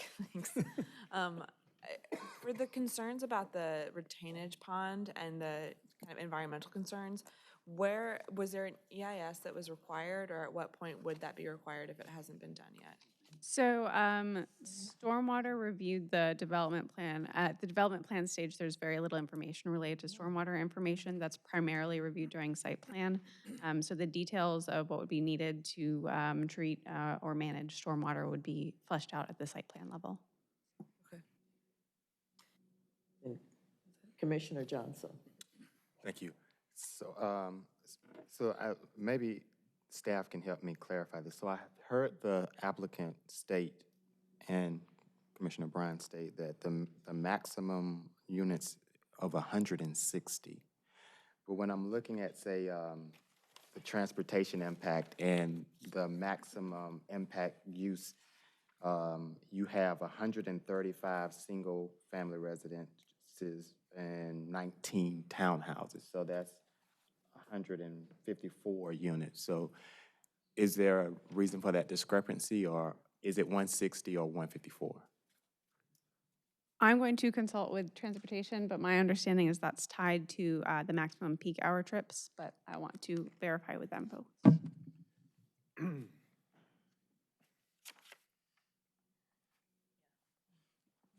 Arlene Thomas, Transportation. I believe that was tied to the original mix of units that the applicant was considering to get the determination of whether or not a TIA was needed. But at that time, there was not a commitment to a unit mix, which is why we required the statement regarding the limited to 149 peak hour trips. But the applicant has revised the text commitment to say that there will be a unit mix, and that could vary, but cannot exceed that 149 peak hour trips. So it's the peak hour trips that's basically driving the final number. Correct. Correct. And so, to the applicant, in acknowledging the concerns, particularly when it rains and all the water that collects on the roads and stuff, I'm sure, am I correct in assuming that this was brought up when you met with the community and presented whatnot? What is your response to the current reality and then the project that you're presenting tonight, which is basically it's cutting and mass grading, and the pipeline projects that you mentioned that will likely entail more mass grading when you're cutting down trees? And so what's your response to the reality now and the potential impact of this project in particular on possibly contributing more to the negative impact that the existing community is experiencing? And if it's a case of your retention system that you're programming in the site is viable and relevant enough to address it, like how can you assure that the community, surrounding community, that in fact is the case? Okay. A couple of questions and a couple of answers there. First, I do want to clarify, it is the 160 units. So I know the report did fall with the maximum of the, it says the 154 there for the 135 and 19, but our proposal does have the 160, okay? As for the stormwater, thank you for asking that. I was hoping that question would come up, so I would have the ability to speak to the concerns of the neighbors. I would like to note that the neighbors, I apologize, your name was? Martel, the Martel family. They are located, and correct me if I'm wrong, I believe in the upper, northwest corner of our property, on the other side of Denfield, almost across from Weeping Hill. Right up in here? Yeah. Okay. That's the church. This is our property line here. Okay. And speaking with the neighbor here, the church is directly across from Weeping Hill. They are directly to the north is where their property is. And if you notice on the existing conditions plan, the topography in that area, yes, there's an existing low area that drains to that northwest corner, almost pointed directly at their home. Our site will be regraded. There is a good amount of topography changes on this. So our site will be regraded, and whether there's a stormwater facility in that location, or if that area is brought to a different location and treated, I'm not sure at this time. Those details haven't been designed yet because there's not a developer involved. However, I would like to point out that the stormwater ordinance does require that whatever's flowing off-site now, we cannot increase that. So there's for example, if you think of a peak hour, there's an amount of water in a rainstorm that flows off of the existing property now. We will not be able to increase that. We actually have to hold that water and slow that down, and over a 3 to 5 day period, release that back down to the existing channel. So Their property, yes, there is some existing stormwater that runs from this property to that, and if that does contain, it will not be increased. As for existing flooding issues, they live there, they're the ones that are aware of this. I haven't been made aware. It was discussed at the neighborhood meeting, I should say. But as for the project, the existing development to the right or to the east, the same applies there. We'll have a stormwater facility that will not only treat, but it will hold that water back and help treat that water and hold that water to slow the release of it downstream.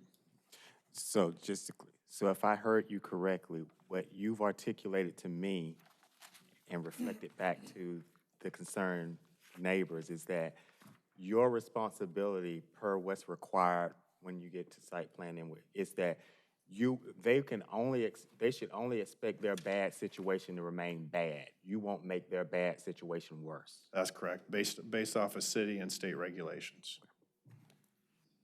Thank you. Are there other commissioners who would like to speak? Commissioner Baker and then Commissioner Miller.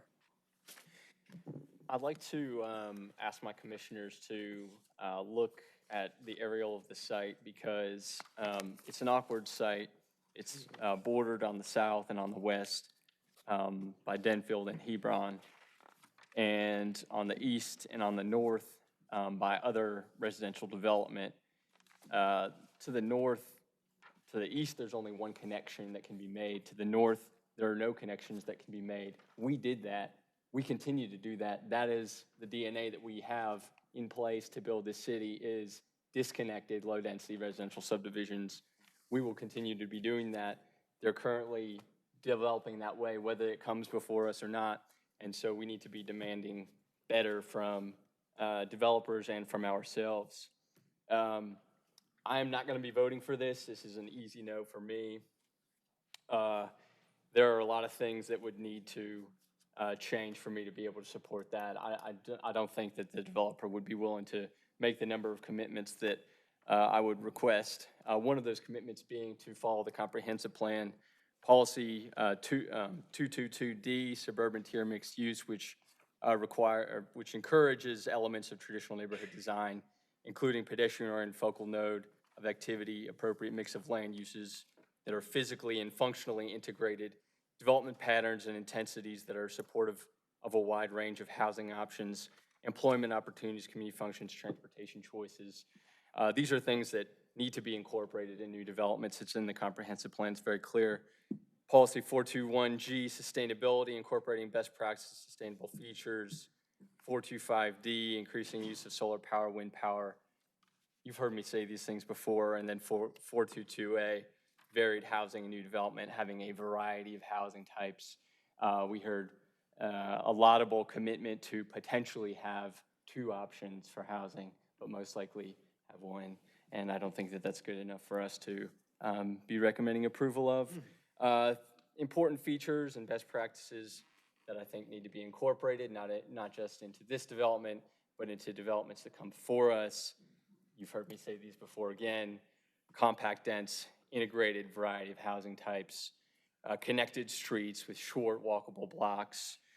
We've talked about what those blocks actually might look like in practice, having sidewalks and street trees between the sidewalk and the curb, having a variety of accessible and appropriate uses for employment and services, having centralized public, civic, and open spaces and uses, houses that front onto that open space and create civic places, protection of and access to green space and small-scale agriculture, anticipating potential future bus transit. I could go on and on with the list, and these are definitely encouraged in the comprehensive plan. They're also consistent with best practices. It's of course our job up here, this is a discretionary decision, it's our job up here to determine if development proposal promotes health, safety, and welfare for Durham, if it makes Durham a better place. Commissioner Bryan pointed out that this could lead to 80% reduction of trees. I would argue that we should be concerned about that, and that if we're going to do that, I'm not saying that we shouldn't do that.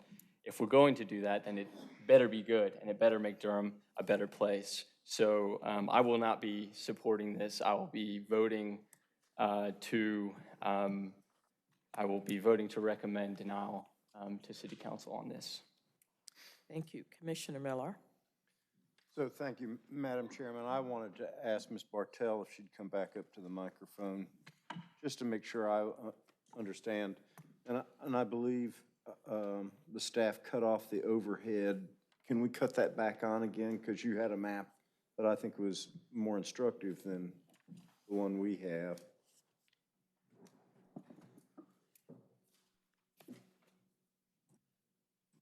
There you go. Which map you want, sir? You had a map showing where the school proposal. Yes, sir. And I'm not interested in it so much for the school proposal, but because it demonstrates, one, if you could, put your finger on your property, just to make sure it's, all right, it's that one. So if I'm driving north on Denfield there, I just pass, This is P-shaped property, which is sitting right there. right, so I pass Weeping Willow, and then yours is going to be the next one on the left. And, From the church. This is my property right here, okay? Kind of a triangular shape. right. It's 7 acres. And you've got that church that's right there opposite Weeping Willow, that's immediately to your south. And so I was just looking at the topo and the existing conditions map that Mr. Sivers directed us to, and this is in our packet. The site has two high spots. One is, and it's got this interesting watershed division line in it. So one of the high spots is where Summer Breeze Drive. Yeah. That's that great big jump. And presumably that's the way the developer of that subdivision graded that out, created that kind of wall there. And the other one is the hill that's down kind of in the lower center. And then the property goes, then there's a ridge that runs over towards Weeping Willow. And you've got kind of a chute of water that runs right up towards the Bartels property. And then there's another chute that runs the other direction on the other side of the ridge line. And I'm just looking from the top of that hill, which looks like it's at about 396, down to what I'm guessing the topo is when it hits your property, which is somewhere around 340 something. That's a 50-foot drop. You'd have to do a lot of grading to change the way the water would flow in that area. And But the holding pond for the school is right here. It's on the edge of our property as well. And it's a lot bigger than any of the other two that they're scheduling or Summer Meadow has put together. That's even bigger. so, and then there is, so I wanted to make sure I understood what you were telling us about where the water goes. And have I got it right? That blue line is where the water goes to. All right. You know, and well, it's 27,154 gallons of water runoff per acre for 1 inch of rain. And we do have a concern. We asked the developer on, when he was at Duke's Chapel with us, what, how many inches of rain per hour the retention pond would hold. And no one has ever gotten back with us on that. And really with this, all this global warming and stuff, the whole city and county of Durham needs to rethink how much retention water, inches per hour, because we need to increase that so other neighborhoods being developed later won't be flooded out. It needs to be increased. You're talking over 6 million gallons of water just from this subdivision coming down my property. 40-degree drop. Thank you. Thank you very much. I just want to make sure that I was getting the picture. And so I thought about this project, and to each meeting, Mr. Baker persuades me more and more that we need to expect more and more of suburban development. because it is where the people are going to go. We're not going to shoehorn them back into the urban tier. When they come, we're going to put them in the suburban tier, and we need to be more deliberate about what we approve in the suburban tier.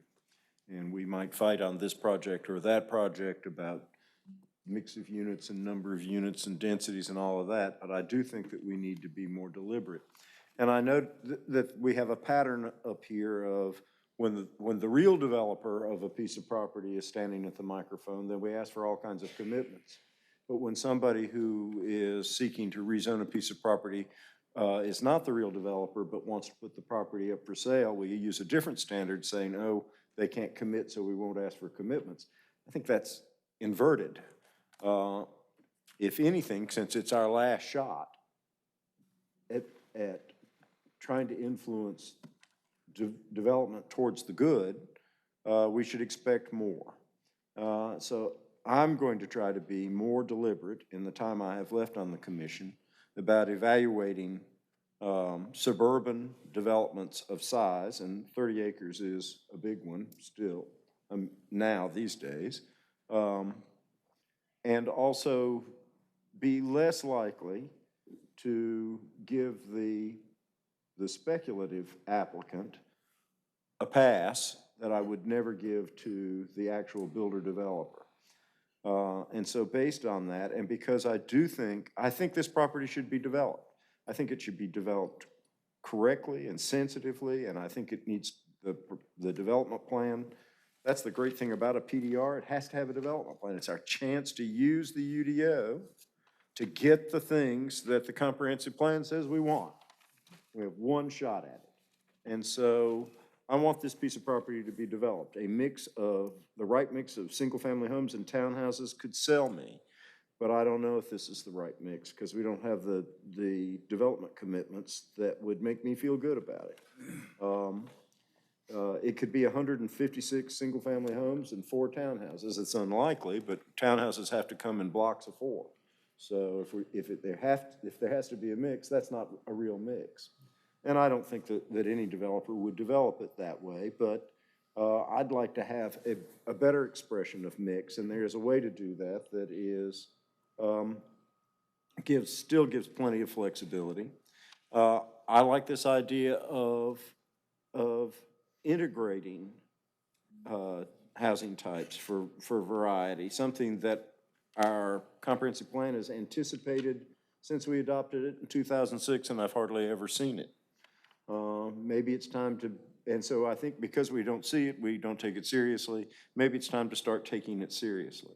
So I'm going to join Mr. Baker in a no vote on this one, but it's not because I don't think this property shouldn't have 160 dwelling units. And with the right PDR proposal, with good development plan commitments from somebody who's ready to follow through with them, and one of those development commitments I'd like to see, although we have pushed it to site plan review, I'd like to see a commitment to something better than the standards stormwater catchment retention. That is possible to put in a development plan, and I don't know why we shouldn't expect it more frequently. So I'll be joining Mr. Baker in a no vote on this one. Thank you, Commissioner Miller. Commissioner Lowe? Yes, this question is for the applicant. I believe I heard you say that the project would not increase the runoff to the Bartell's property, or would not make it worse. I believe I understand you to say that. That is correct. What assurance could you give them that it would not be made worse? There's no 100% guarantee, I guess. Is it like 80% sure it would not make it worse, or? Well, that statement is based off the stormwater regulations that are put in place by the city and the state. At the time of site plan, we have to follow those regulations. So as a percentage of a guarantee, everyone's opinion of worse and everyone's opinion of flooding is different definitions. But as the law states, the regulations that we have to follow are a full requirement, and that requires that at the property line, we cannot increase the flow that crosses that property line. Okay, Thank you. Thank you. Are there any, Commissioner Alturk? Thank you, Chairwoman. I have a couple of questions for staff. I'll start with transportation. So currently, the assumptions are 135 single-family lots and 19 townhomes, but let's say that it is 160 townhomes, which is a possibility now, right? Would that be fewer, would that be less traffic or more traffic? Be less, right? And I would have to run the numbers to say what, with certainty, what the amount would be, but in general, townhomes generate less trips than single-family homes. Okay. So you would expect it to be less if it were more townhomes and less single-family. Thank you. On the development plan, you know, there is, Commissioner Bryan mentioned optional access point number 3, and it says on there it's contingent on NCDOT approval. So what is that approval for, or? Generally, I mean, any connection to the state highway system would have to be approved by DOT and subsequent improvements made if required, such as turn lanes. Okay. However, the access point is up to the applicant whether or not it's implemented. It's not required by ordinance. Okay, thank you. I have a couple of questions for Emily, I guess, or staff more generally. So we, you know, we often talk about the impacts on stormwater and traffic, and then sometimes we talk about impacts on schools, but, you know, when we talk about schools, it kind of gets papered over because typically, or always in our staff report, we say that the school system has the capacity to absorb however many students. But that is based on a system-wide, those are based on system-wide numbers. Now, when I was when I got on the commission about over 3 years ago, there used to be, from what I remember, are numbers of the schools that are nearby. Is there a reason that we don't have any, you know, we can't assess the impact on local schools of development? This is just a general comment to. Sure. My understanding is that the school system has requested that we look at it in whole. I will check with my supervisor.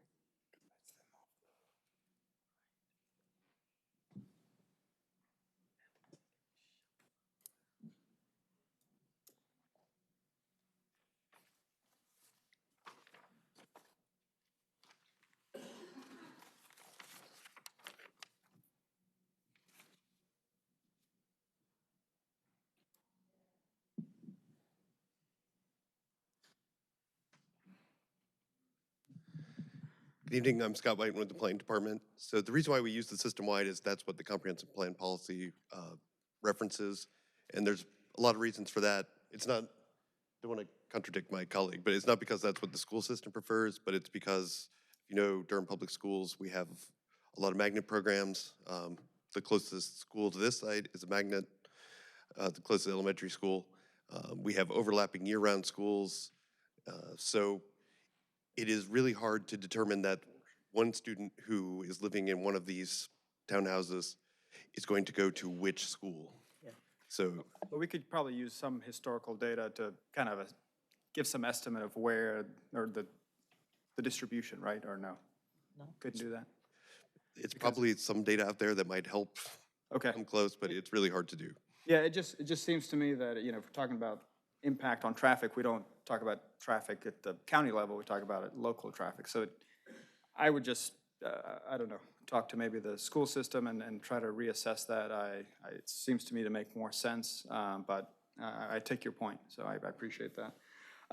One last question, I guess, for staff. You know, Commissioner Baker mentioned a number of comprehensive plan policies that he does not think that this development is consistent with. So why, I guess, you know, why pick, you know, we often get these particular policies in attachment 6, you know, suburban tier defined, contiguous development, enough capacity, but there are a lot of policies in the comprehensive plan that we don't, you know, get to see, and we don't see whether they're consistent with those policies or not. I'm increasingly convinced by Commissioner Baker that there are a number of policies in the comprehensive plan that, you know, these developments are not consistent with. you know, I would like to see a little bit more, I guess, on those policies that he has highlighted in the last few months in staff report. And whether, and I would like your opinion on whether he's correct of whether they're consistent or not with those policies. Yeah, thank you. Good evening, Sarah Young with the Planning Department. I wanted to remind the commission that a lot of the policies in the comprehensive plan, including many of the ones that Commissioner Baker often refers to, start with the phrase "through the UDO." And that means that that is a homework assignment for the staff to develop either a set of regulations or a plan or some development guidance to put in place. Those were never intended and are not to be applied to development projects as they come through the pipeline. And this is a topic that we've touched on, I believe, repeatedly in various sessions. So I just want to put that out there to not confuse folks, that anytime a policy starts with that, that is essentially a project for planning staff or some other departmental staff to work on, and those policies are not to be applied to individual development projects. Okay, that is helpful. Thank you. Thank you, Chair. Thank you. Are there any other questions? Commissioner Busby. I said I'd be back. Here I am. You did. I do have just two questions. One is for staff, and I just hadn't been thinking of this beforehand. Knowing that this is adjacent to the likely future site of Northern High School, are there any additional standards that need to be met? And because I'm thinking this development will be in the walk zone for the new high school at some point. So are there any additional standards that we need to meet because of that? We know that in advance? I don't believe there are any other policies related to that or ordinance requirements specific to the school location. Okay, thank you. I would submit, I would hope that we would think about that from the development standpoint as we move forward. I'm of a similar mind to Commissioner Miller. I think this is an appropriate site to develop, given that Durham is growing and where it's located. But I do have concerns about some of the issues in this particular proposal this evening.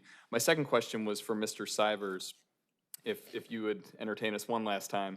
I know you had made the additional commitment on the townhouses as a committed element, potentially with single family, and it will be 160 total units, not to exceed the 149 peak hour trips. Are you willing to make additional commitments on numbers this evening? And I'll say I'm glad to see the commitment to the mix of townhomes and single family, but it's still a pretty wide range that we're looking at. And are there numbers that you're comfortable making a commitment in terms of a level of certainty for the neighbors and for the community? Tim Sivers, Horvath Associates. Yeah, so the revised text commitment took out the ability to have a complete single-family development. Correct. We still include, and for clarity, we do still include the ability to construct a complete townhome development, right. Which would be less traffic, as transportation stated. If this would suffice and staff would be willing to work with us, I would be willing to commit to a minimum townhome number, but I don't know if that quite gets you to where you're looking, what you're looking for. Some of the this has been put out. Some of the developers that are looking at this are looking for a mix. Some others are looking for a townhome development.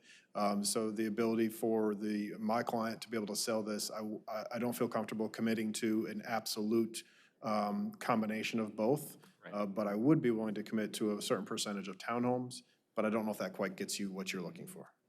I'm not sure it does. Mostly I'm interested in just the most clarity possible that you're willing to commit in writing at this point. And so there's not a number that I have in mind. I actually prefer having some mix personally, but I just wanted to get a sense of how far you were willing to make a commitment this evening. So I'm not expecting anything. Okay, thank you. All right, thanks. Thank you. Are there other commissioners who would like to speak to this issue? If not, I will entertain a motion. Madam Chairman, I move in case Z19-00016 concerning development of Hebron Village, that the Planning Commission send that forward to the City Council with a favorable recommendation also including the additional commitments that were proffered tonight, which I believe relate to schools, affordable, a contribution to the Affordable Housing Fund, and also a commitment that there will be a mix of townhouses and single-family residences. Second. Just for clarification, it wasn't. Question? It was not a commitment for a mix.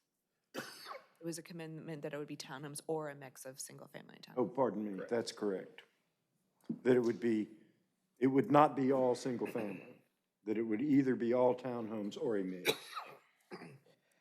Okay. Forgive me, that's my bad. Okay, I just need to be clear that the staff is clear on the commitments that were made and included. That was meant to be comprehensive, even if it wasn't. Yes, staff has reviewed the proposed commitments and is comfortable with them moving forward. Thank you. Motion by Commissioner Miller and second by Commissioner Alturk that we move item number Z19000016 Hebron Village forward to the City Council with favorable recommendations, including commitments, proffered commitments that have been recorded. I'm going to call for a roll call vote, please. Commissioner Williams? No. Commissioner Johnson? No. Commissioner Brine? No. Commissioner Durkin? No. Commissioner Alturk? No. Vice Chair Busby? No. Chair Hyman? No. Commissioner Miller? No. Commissioner Ketchen? No. Commissioner Santiago? No. Commissioner Baker? No. Commissioner Lowe? No. And Commissioner McIver? No. Motion fails, 13-0. Thank you. 13. We're ready to move to the next public hearing, Glen Road Townhomes. We're ready for the staff report, please. Let me get the, she's gonna get. Yes, thank you.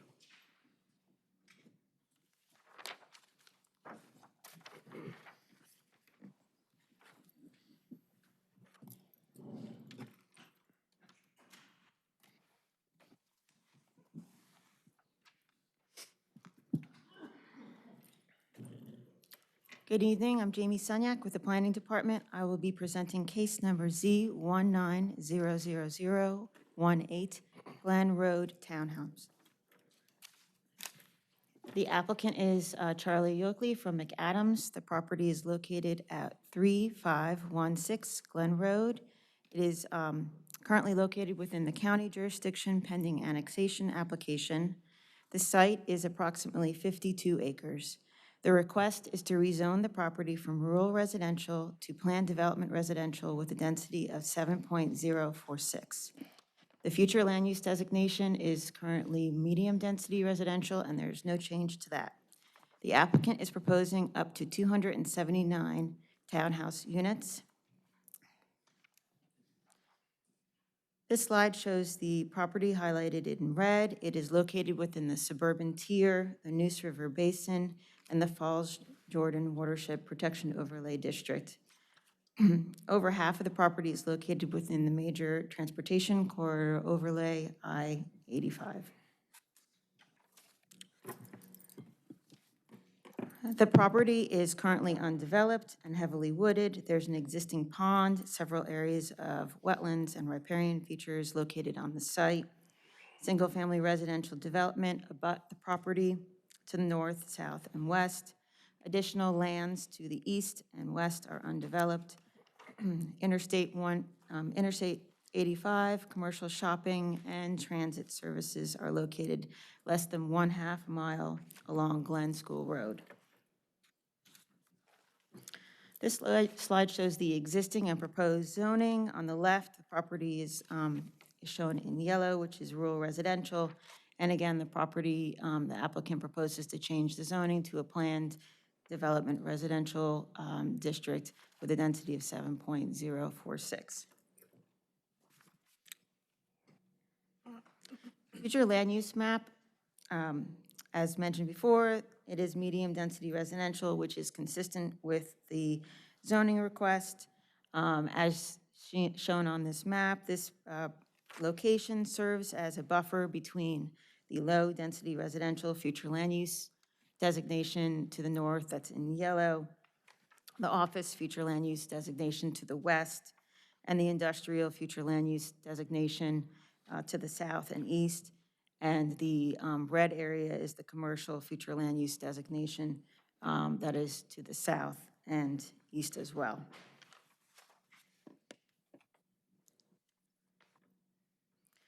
The development plan shown here provides site access points, project boundary buffers, riparian buffers, and crossings, the 10-foot no-build zones, the building and parking envelope, tree coverage areas, and the maximum impervious coverage.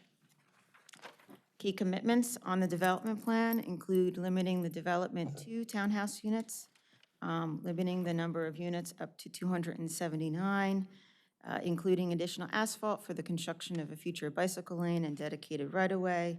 In addition, the development plan shows the graphic commitments for various roof types, building materials, and architectural features. In terms of consistency with the comprehensive plan and its policies, the proposal, if approved, would increase the density and commit to residential while still remaining consistent with the future land use designation of medium-density residential. In terms of policy 212C, the proposed development plan would allow for more units and generally a more affordable unit type, multifamily as opposed to single-family, accommodating additional growth within the suburban tier. And as mentioned, the property is less than a half mile from Interstate 85, an existing bus route along Glen School Road, and retail shopping. The proposal supports orderly development patterns in that it would expand upon the existing development patterns to the north, south, and west. The townhouse development does create an appropriate buffer and transition between those single-family neighborhoods, the office and industrial future land use designation, the nearby highway, shopping, and the commercial future land use map designation. Existing infrastructure such as roads, water, and sewer capacity are sufficient to accommodate the potential impacts. And the proposed development plan is consistent with policy 11. Oh, sorry, there's some typos on this slide, so just follow along with what I'm saying. The proposed development plan is consistent with the policies related to schools, as there's sufficient capacity within the school system to accommodate the additional growth. And that's policy 1111B. Staff determines that this request is consistent with the comprehensive plan and other policies and ordinances, and I'll be happy to answer any questions that you have. Thank you. I have 3 people who have signed up to speak for and 2 against. I'm going to open the public hearing and start. The names I have listed are Charlie Yokley, Bob Mishler, and Bahati Matisia. Oh, you are okay? We can rearrange the order. Okay, thank you. Just state your name and address when you come forward.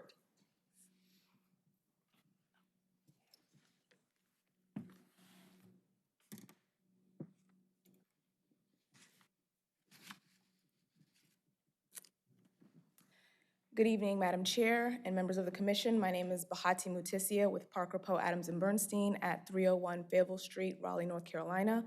I'm the land use attorney for this rezoning, and with me is the developer builder, Ashton Woods, and with a representative of him is Mr. Bob Mishler, and also with us is Charlie Yokley with McAdams. Thank you, Jamie, for a wonderful summary of our request. I'd like to just add some additional information that I think would be helpful for the Commission. So as Jamie mentioned, we are requesting a rezoning of 52.5 acres on Glen Road from rural residential to a PDR maximum density of 7.046 units per acre for a 279 unit townhome development On this slide, I just wanted to point out, we think that this location is a great location for this type of development, given that it is its proximity to the I-85 corridor, which would give the future residents access to jobs and other services in Durham. Additionally, there's a commercial node just to the south of the site, and it will provide a nice buffer between the residential developments to the north and that I-85 corridor and commercial node to the south. Looking at the land use pattern and existing zoning map, the site is currently zoned RR, but as I mentioned, there's a commercial node to the south, and the homes that are to the north of the site are zoned RR as well, mostly single family. By providing townhomes here would be adding variety to the area, and again, providing a nice transition between those homes to the north and that commercial node and that I-85 to the south. Jamie also mentioned that the designation for the site is moderate density residential. That allows 6 to 12 units per acre. And so we wanted to make sure that we stayed within that designation. We initially were considering single-family homes for this development, but with the pond that's on the site and the other riparian features on the site, there are some site constraints, and the single-family plan that we initially came up with was not allowing us to get to that higher density to be within the 6 to 12 units that we wanted to be consistent with for the flume. So that's why we ended up going to a full townhomes development, which keeps us within that range and keeps us consistent with the future land use map, and also allows us to provide additional units to meet Durham's growing housing demand. Jamie also mentioned what our key text commitments are, maximizing the number of units to 279 and making sure and committing to them being townhomes. The maximum impervious surface area, we will not exceed 70%. We are going to be dedicating additional right-of-way to the realignment of Glen School Road, which is, in the image on the screen, is going to be the lower right-hand corner of the site. So that extension is going to come through the site there, and we're going to dedicate right-of-way for that to help with making transportation in the area a little bit easier. We're also going to include an eastbound left turn lane along Glen School Road at that access point. That will also help with some of the traffic congestion so that we have people exclusively in that turn lane getting out of the lane so that we don't have a lot of traffic backed up there. And then we're also going to offer a minimum of 5 feet of additional asphalt for a bike lane. So we're going to be exceeding the UDO requirements there. Actually, I want to go back. But using this image, I also wanted to point out that we have multiple access points on the site to help with access and connectivity in the area. The 2 access points that are along which is actually the eastern boundary line of the site, but is what it looked like to be the northern boundary line on this image. Those are likely going to be planned to be stubs that could be built out to be full connecting points. So if something is developed on the eastern side of the property, we could have connections there. As Jamie mentioned, we do have a pond on the site and some riparian features. We want to maintain the pond there and clean up some of the vegetation around it so it can be somewhat of an amenity on the site for the residents there. We also will be meeting the 20% TCA requirement and the 17% open space requirement. So about 37% of the site will be either open space or TCA. And generally speaking, we aim to keep the lot sizes relatively small on the development, so that would hopefully keep the price point relatively low. We were looking at a price point between $200,000 to $300,000, but we're trying to keep it to the lower $200,000 end for affordability reasons. And in terms of design, we're also looking at a variety of design styles, which would include craftsman-like style, traditional, colonial, neoclassical style buildings, and those particular words that I just mentioned are design commitments. And the goal with having the various styles for the units is to make sure that we don't have a monotonous townhome development, but there's some variety in the look of the homes. We had a neighborhood meeting on August 21st. It was a voluntary neighborhood meeting. We were not required to do one because we're not amending the flume. One of the main comments that were mentioned at the meeting was the neighbors would like to see lower density single family homes. But we explained to them the same thing I just mentioned about the desire of wanting to stay within that moderate density residential 6 to 12 unit per acre density to meet the growing housing demand in Durham. And they also mentioned that they were concerned about traffic. But as mentioned by staff earlier, by transportation earlier, single-family homes yield more traffic trips than townhomes do. We talked to them about where the access points are, They raised questions about what type of stormwater mechanisms we would have on the site, and we mentioned that we'll do the proper studies to make sure that we are not increasing stormwater or making adverse impacts on surrounding developments. We explained to them that we will have open space on the site as well as TCA, and we also mentioned that we will be preserving the pond. I spoke with a neighbor who mentioned that that was a feeding ground for our animal neighbors, and so we want to make sure that she knew that we were going to be preserving that area. And of course, we also discussed the price point. So the criteria that's before the Planning Commission today, we think we meet all 4 of these bullet points here. Compatible with the nearby property, there's other residential in the area. We'd be adding a variety of a product type to the area, but of course it is in a good location for residential given its proximity to I-85 and the commercial node. It is a site that is suitable for residential use. As stated in the staff report, it does meet a specific demand, the housing demand that is in Durham. And of course, a staff report also mentions that the infrastructure is available and sufficient to support this use on this site. And we wanted to also just highlight the other comprehensive plan policies that staff mentioned in the staff report. Within the suburban tier, higher density is appropriate, and so that's why we're aiming to put higher density here. Affordability is also something that we've heard the commission speak about, and it is an important issue. As I mentioned before, we're aiming to keep the lot sizes relatively small, to keep the price point relatively low. But also we will be making a contribution to the Affordable Housing Fund of $41,850. With regard to the contiguous and how it fits into the area, again, being near the I-85 corridor, providing that transition between the homes to the north and the commercial node, and having those 2 stubs that could be built out to be connected to other development that may be built on the eastern side of the property. Infrastructure and capacity and school capacity. The staff report indicates that the site does have sufficient infrastructure, and that we are, the student yield for this development is 9 students, but we will be making a contribution to the school fund of $4,500 for that, to contribute to that cause. And we had the opportunity to meet with several members of the commission, and we thank you for your time, and for those that we did not get a chance to meet with, unfortunately, we didn't have time to meet with everybody. We heard a lot of wonderful comments that we agree with, and we are working on trying to figure out how we can get the right language for additional commitments, and we're going to work with staff for that. But we're not able to commit specifically to the development, to those commitments tonight, but we did take your comments into consideration, and we're working on that language, and I'm sure you might have questions that will bring those up, and we can discuss those at the time if you like. Thank you. You have left very little time for your colleagues, but they are welcome to use the next minute. You guys, you have additional? They will hear their time. We're good on that. All right, thank you.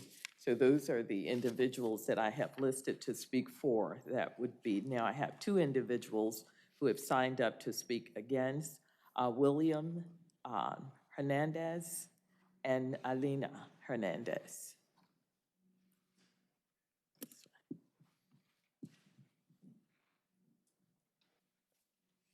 My name is William Hernandez, 3724 Glen Road. Like my wife is speaking. Thank you. Thank you. Since we're almost running out of time, is there any way we can delay Well, this? your time is different because those were individuals who were speaking for. Now you have 10 minutes. 10 minutes. Okay, all right. So my name's Nina Hernandez. My address is 3724 Glen Road, Durham, North Carolina. It is actually the property that is right connected beside to this property that they are trying to put on. If you go down Glen Road from the stop sign, I'm the very first property that you hit before this big piece of land. I've got several concerns. One of them is the traffic on that road. I know they're talking about turning lanes and everything, but even though they're talking about it's connected to 85, you've got to think of all the traffic that's coming down Cold Mill Road also to get to that development. There's an extremely sharp turn down there that even with the minimum traffic that we have now, there has been very close calls because it's such a sharp turn coming down the opposite way. The other concern is I know they spoke about the school systems being able to manage all the school and students coming in. Our district is Northern High School. They're building a new high school due to overload of the students. And then you're bringing in more developments for that high school. And then I'm hearing even tonight, there's more developments at other properties also close to Northern High School, the new one, that's gonna also be additional students to the new high school they're about to build. So that's a little concern that I'm listening, that I'm getting from tonight. Let me see what else. I know they stated that having the townhomes would also be a buffer from a residential to the commercials, but as I've sat here tonight, I've listened that y'all have spoken about a combination of townhomes and single homes. I prefer to have single homes beside of me since we're all of a community of single homes, but is there any way they would even consider having a mix of single homes and townhomes just to make it more of a community fluent from all the single homes that we do have in this area? I know they spoke about the runoff from, and them trying to keep all the runoff at a minimum due to the regulations. My one concern is we have already a lot of development across from the road back in the back, that a lot of that drain storms comes down on the side of my property where there is an actual like stream that runs right at the back of my property that all that rainwater runs into, which is a concern because once you got more of the concrete, more of the development, that just means there's coming more into that stream. And if there's more there, it's going to back up into my property eventually. Let me see. I know there's a question about the traffic also. My property is right beside that building that they're about to build.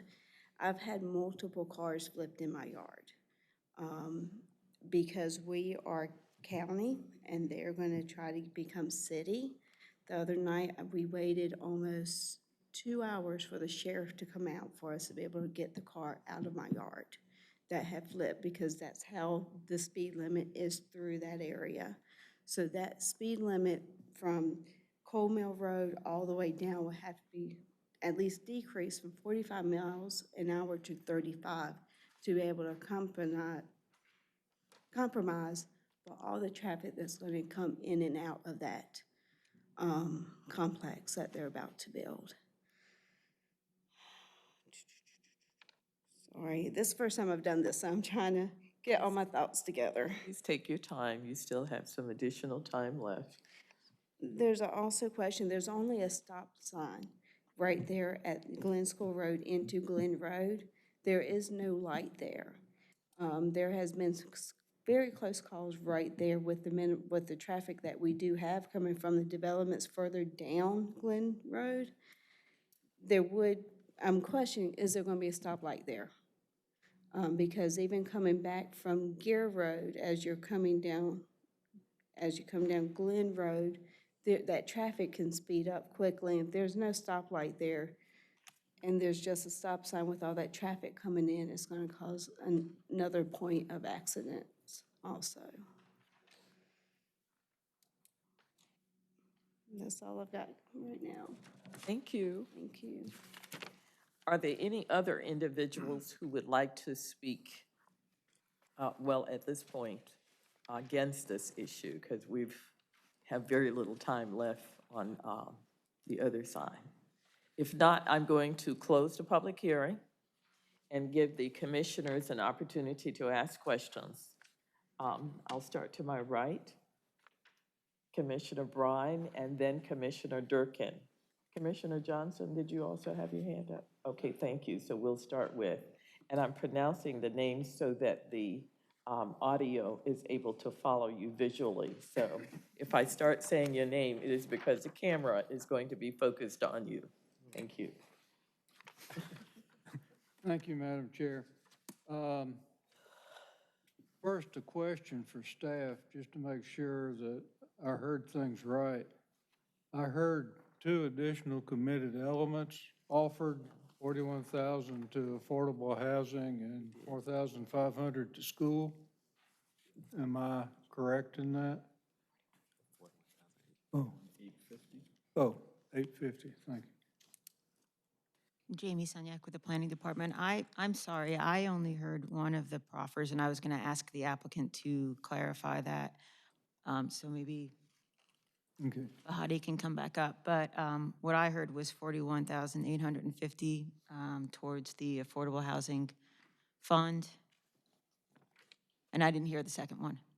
Yes, hi, Bahati Mutisia, yes, 41,850 to the Affordable Housing Fund and 4,500 to the public schools, Okay. Okay, and those are additional. all right, thank you.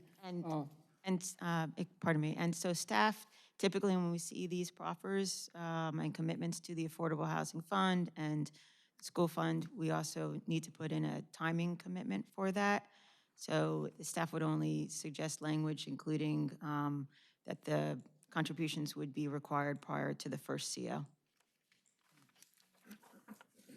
And I'll have to confer with my client, and then we'll work on that language with you to make sure that we get that clarified before council. So if you're proffering those commitments tonight, we'll need to know if that's acceptable. Otherwise, if you're not, then we can work with you on the language, but that's, my understanding is you're proffering it tonight. We will work with you on the language. Okay. So then, not additional proffers tonight. We will work with staff on the language and have to proffer them before council. Okay. While you're at the microphone. Yes. Or staff may also need to come in on that, but I had a question about something that Bike Ped raised about a text commitment to dedicated trail easement for a paved greenway trail. And the transportation response was the applicant has already included a pro offer for right-of-way dedication. I didn't see that on the development plan, so I admit I'm old and my eyes are not as good, but. Earlene Thomas, Transportation. I don't know if all of the response was included in the report, but the trail actually follows the right-of-way alignment for the proposed roadway, the Northern Durham Parkway. So that right-of-way is included with what's being dedicated. Okay. In fact, they are actually offering a little bit more Okay.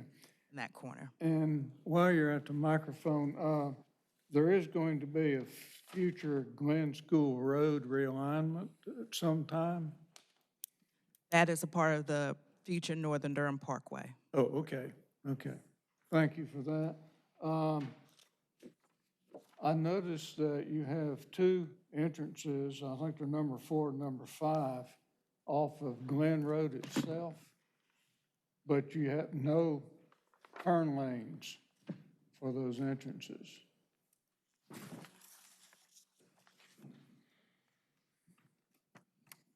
I don't believe that was required by our conversation with transportation staff. Did you want to add? That was not required when we spoke with transportation, but if you want to add any more.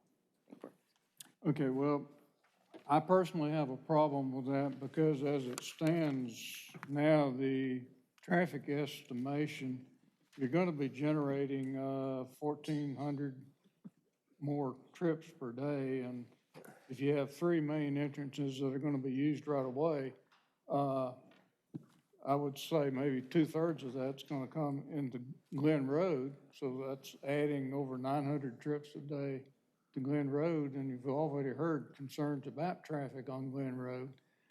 So I think the fact that if you don't have any turn lanes there, you may be able to get by for a little bit, but I think it's going to be a big problem in the future if this does go forward.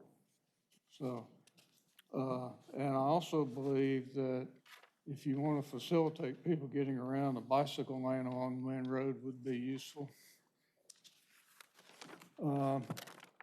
And I noticed that you had on the development plan a site access point number 6, I think it was, which looks to me like it's centered right on the Hernandez property. Oh, that's going to be moved. Sorry. You're going to be That will removing be that moved. Yes. east? Okay, so it'll be coming off of that RSM Yes, piece. Okay, correct. all right. And I apologize for not mentioning that earlier. And there, you had an interesting context statement on your development plan, which states, and I'm only reading the last two sentences, the proposed medium-density development will continue the existing development pattern in this area. The 2 and/or 3-story building heights will be similar to adjacent residential development. And I respectfully disagree with that statement because when I drove around in the existing residential development, I saw only 2 2-story houses. Everything else was single-story. And I can't see how 2 and 3-story buildings are really going to be that compatible with the adjacent residential development, especially where the adjacent residential development abuts the development. So I don't know if you want to comment on that or not, but. Well, I'll say that the exact height of the townhomes is not determined at this time, but I believe, and I may have to check with staff on this, about whether the zoning for those homes allows 2 to 3 stories. I think that may have been the intention. So the maximum building height, unless you're identifying it on the development plan, would be 35 feet currently. So you're held to that. Right. I'm saying for the zoning for the single-family homes to the north, if they're allowed to be 2 to 3 stories within that zone. Yeah, I'll double check, but the building height would be 35. Okay. Yep. Okay. It goes by feet, not stories. Okay. Madam Chair, that's all I have at the moment, but I may ask to speak again. All right, before thank we're you. done. Commissioner Durkin. I just had a question for the applicant about whether you thought about utilizing the affordable housing density bonus on this project. We did not, my understanding is that the goal for making the development more affordable was to limit the lot size, having smaller lot sizes, to keep the price point lower. And so that was the goal that we were going into with this development. Is there, but no consideration for actually taking advantage of the bonus, which would then require that you commit certain number to be defined as affordable? Yeah, and at this time, we're not able to commit to something like that at this time, but we will, among other things that we're considering, we'll consider that, but I don't think we're able to do that at this time. Okay. Commissioner Busby. Madam Chair, can Yes. staff had a couple of clarifications we wanted to make real quick, if you didn't mind. while we Yes, still go have right ahead. our mind. Thank you.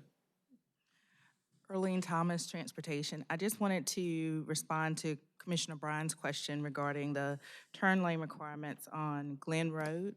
So this is a state-maintained road. NCDOT did not require the turn lanes at the time of the development plan. However, they reserve the right to make additional requirements at the time of site plan, depending upon spacing and internal site layout. So I just wanted to point that out. Okay, thank you very much for that. It doesn't change my opinion that I think they're needed. And staff heard mention of shifting site access number 6, so we just wanted some additional clarification exactly what that means. Yeah, this actually came out of the neighborhood meeting. It's pointed directly at the Hernandez's house, which we think is a pretty bad idea. So it'd just be shifting east enough so that it's not pointed at their house. We weren't able to get that in with the schedule we were on to get to this hearing tonight, but it is our intention to shift that to the east. It's not a big shift, just so it's not pointed at their house. So staff just suggests or requires that you work with us on trying to identify where that is going to go. We'll be talking a lot after this meeting. Thank you. Yeah, Commissioner Al-Turk and then Commissioner Miller. You recognize me. Oh, I'm sorry. That's okay. I don't mind if Al-Turk goes first, though. Go ahead. All right, I resemble that. Great, thank you, Madam Chair. Thank you. One just quick question for staff. So on the first page, this says that this is currently in the county and that it's proposed to go into the city. So I didn't see it in the report. I assume there'll be a concurrent annexation Oh, yes, for going to city council? correct. Okay. There is an associated annexation case tied to this, so it will be consolidated to city council. Great, thank you. And then I'll just say that Ms. Hernandez raised this, and I think it's a good point of just considering a mix of housing is always something that I think is appropriate. I personally like that we're gonna see a fair amount of townhouses, but that's something that I think would be worth considering as we look at the proposal. And then I did just wanna make sure I understood it correctly, that the proffers that were made earlier have been taken off the table this evening. Is that correct? I just wanna make sure I understood. I couldn't tell if you were saying you're willing to work with the staff tonight, or if you're saying you're willing to work with the staff moving forward, but not this evening. Bahati Mutisi, yes, moving forward, staff, to make sure we get the language correct. I don't know if we'll be able to get that tonight. So are you? If you could just have 1 second. Sure. It's not just the land. So it's not just the land. So I just got clarification. So we are fine with the timing of the proffers that we made, having it be by the time of the first CO. So we can keep those. If staff is comfortable with that language, then we can put those on the table tonight and we can leave them on the table tonight. That's great. Thank you for the clarification. And then my final question, and even with that clarity, which I think is really helpful, and I appreciate that, I'm not convinced I'm not ready to vote on this tonight. And I think the back and forth we just had about the site access number 6 is a good example of the work that I think needs to happen. And I just want to hear from you. That often leads to us deferring a proposal for 1 or 2 cycles, 1 month or 2 months. Tell us about your timing constraints, because if I had to vote on this tonight, just given the level of uncertainty, I'm likely going to vote no. But I would like to give this the time so that when I do vote, I have more certainty about what's on the site plan, some of the details that you've talked to myself and others about. I'm just not comfortable to vote and send it forward and then find out later, well, some of it worked and some of it didn't. So tell us about your timing constraints. Yes, thank you for that consideration. And given we do have some timing constraints, we're under contract, and pushing it back 30 or 60 days would really hurt the process at this time, so we would not be comfortable with any type of continuance tonight. Okay. So that means I'm going to vote no, but just so you know, that's how this is going to work. I understand. Thank you. Okay. And I do want to clarify, but I believe earlier I mentioned that the lot sizes would be smaller. It's the unit sizes that would be smaller, not necessarily the lot sizes. But we're looking at keeping the unit sizes smaller in order to keep the price points low. Thank you. Then Commissioner Alturk, and then Commissioner Durkin. Thank you, Chair. In a lot of ways, this application is not very different from the last one, and we voted unanimously against it. So I,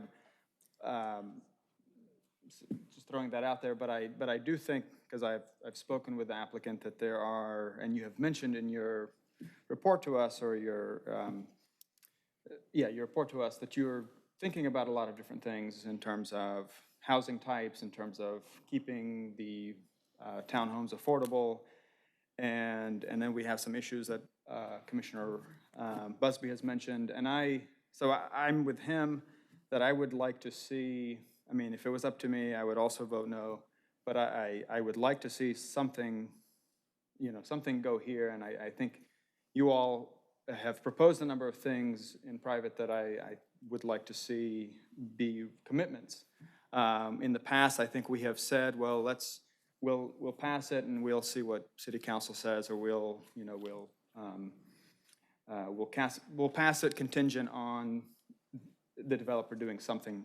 I think that we're starting to do that less so on the commission, and I like that we're doing that less so. I think it's nice for us to have commitments, firm commitments. So I'm with Commissioner Busby. I would like to see something here. I think it has potential. If it's 2 months, I'd like you to think about that. I know you've said that you don't want the continuance, but I think some changes here and there would be beneficial. That's all I'd say. Thank you. Thank you. Commissioner Baker? Probably don't even need to say this, but I agree with my fellow commissioners and the things that they've said, and wanting to see those commitments tonight and otherwise voting no. The inconsistencies with multiple policies. Also, I think that this is inconsistent with 231A, contiguous development, which is to support orderly development patterns that take advantage of existing urban services. And this is not actually contiguous with city limits. So that would also sort of play into my thinking on this. That's all. Thank you. Are there other commissioners who would like to speak? If not, and thank you. If not, Commissioner Johnson? So, to the applicant, what is the likelihood that if you were to go back, even though you express a desire not to, that you would, there's a possibility that you could come back with, say, a programming of the site that included single-family and townhouses? I understand you said that the density issue was a concern, and when we met, you all highlighted this, but just hearing some of the feedback from both this side and the audience members, is that essentially not a viable programming based on what you've tried to do with this site thus far? That's accurate. We've looked at, as I mentioned, we started looking at single family, all single family. We then looked at a mix of single family and townhomes, and then we ultimately ended up going with all townhomes in order to meet that density.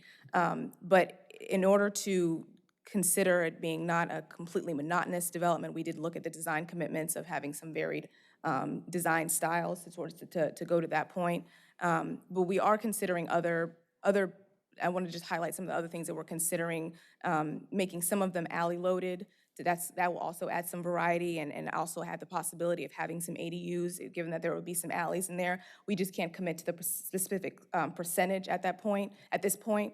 It's likely maybe around 20%. But again, I would have to get the language straight with staff for us so we can't make that proffer tonight. But we are considering having some alley loaded development, or some of the homes being alley loaded. And when I mentioned the square footage of the actual units, a good number of them will likely not exceed 1,600 square feet, which would also help with the affordability. We're looking at making the block lengths a maximum of 700 feet. That will help with the walkability and making it, accessible and livable for people of all ages. But again, we have to work on the language, and so that's the only reason why we're not able to make those proffers tonight. So, but in terms of the actual mix, we've looked at that, and what our team has come back with is that it would have to be all townhomes.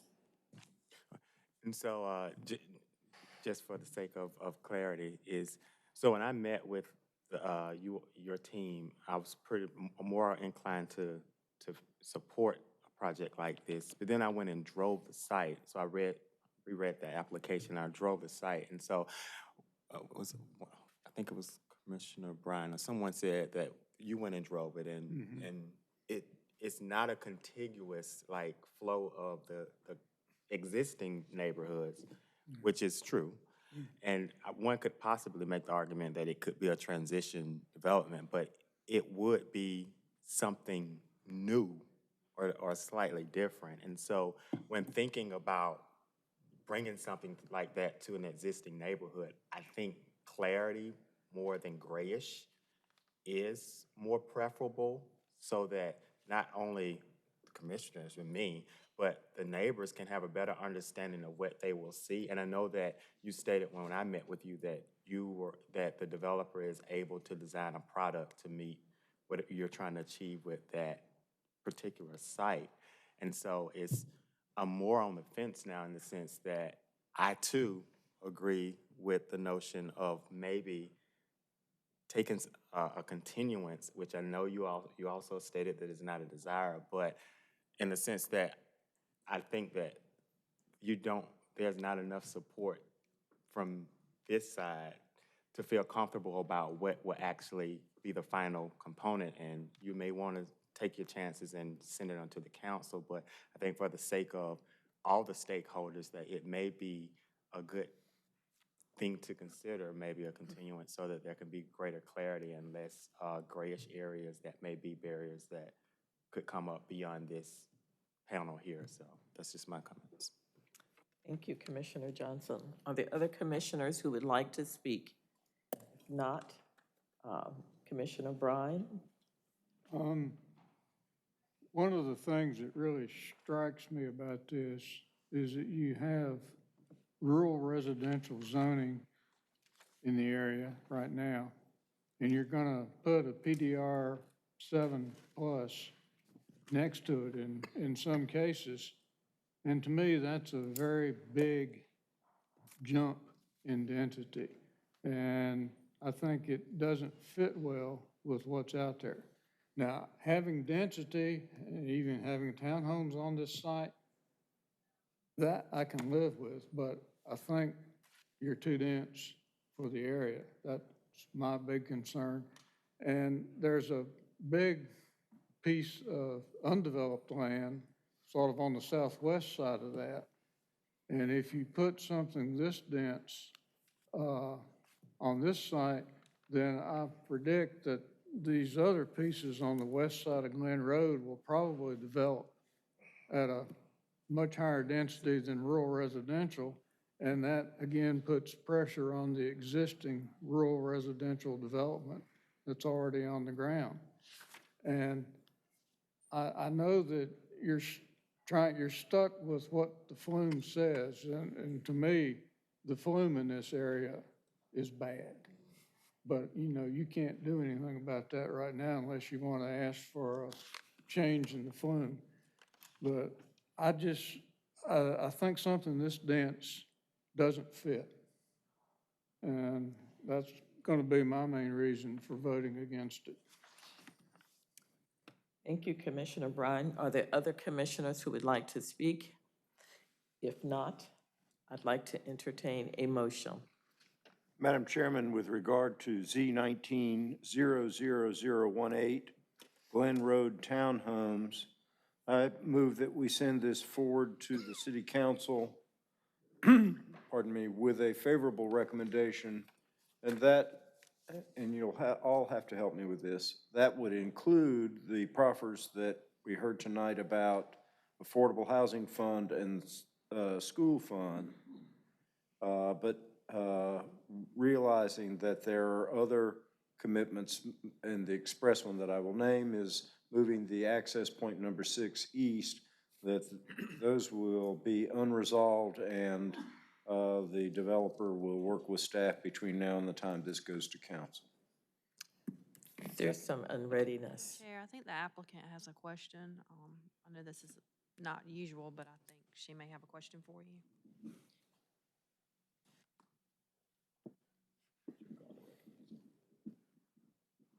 Well, geez.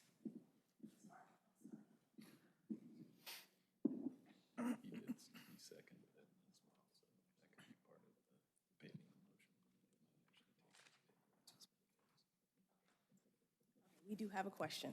Okay. With regard to the continuance option, is it possible to request a continuance of 30 days instead of the 60? Is that a possibility?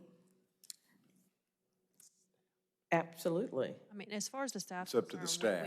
We don't have a concern that 30 days would be appropriate, but we need to probably dispose of the motion on the floor. Right. Well, it wasn't seconded. Yeah, it wasn't, you're right. So yeah, or you can amend it to. I didn't hear it. Okay. So the maker of the motion. Well, I'm willing to withdraw the motion, but before I vote in favor of a delay, I'd like to know what it was for. Okay. What are we going to be doing in the 30 days? And I think it might be useful for staff to understand it too. So I hope it's, you know, if it's just for Access 6, I trust you guys to work that out. If it's for other things, I want to know what they are. Correct, and I agree with Commissioner Miller. However, there were several things that were discussed, and the few things that I heard earlier, 30 days would be appropriate, but we would like to hear a summary of what they're thinking. So thank you, Commissioner Miller. Yes, thank you very much. So, and within the 30 days, we would like to clarify the language and hopefully work on adding commitments that would be related to adding alley loaded, what percentage of the homes would be alley loaded, what percentage of the homes would be under a certain square footage. We're, again, we're making sure we have the correct language regarding the maximum block length so that it's more walkable and livable space.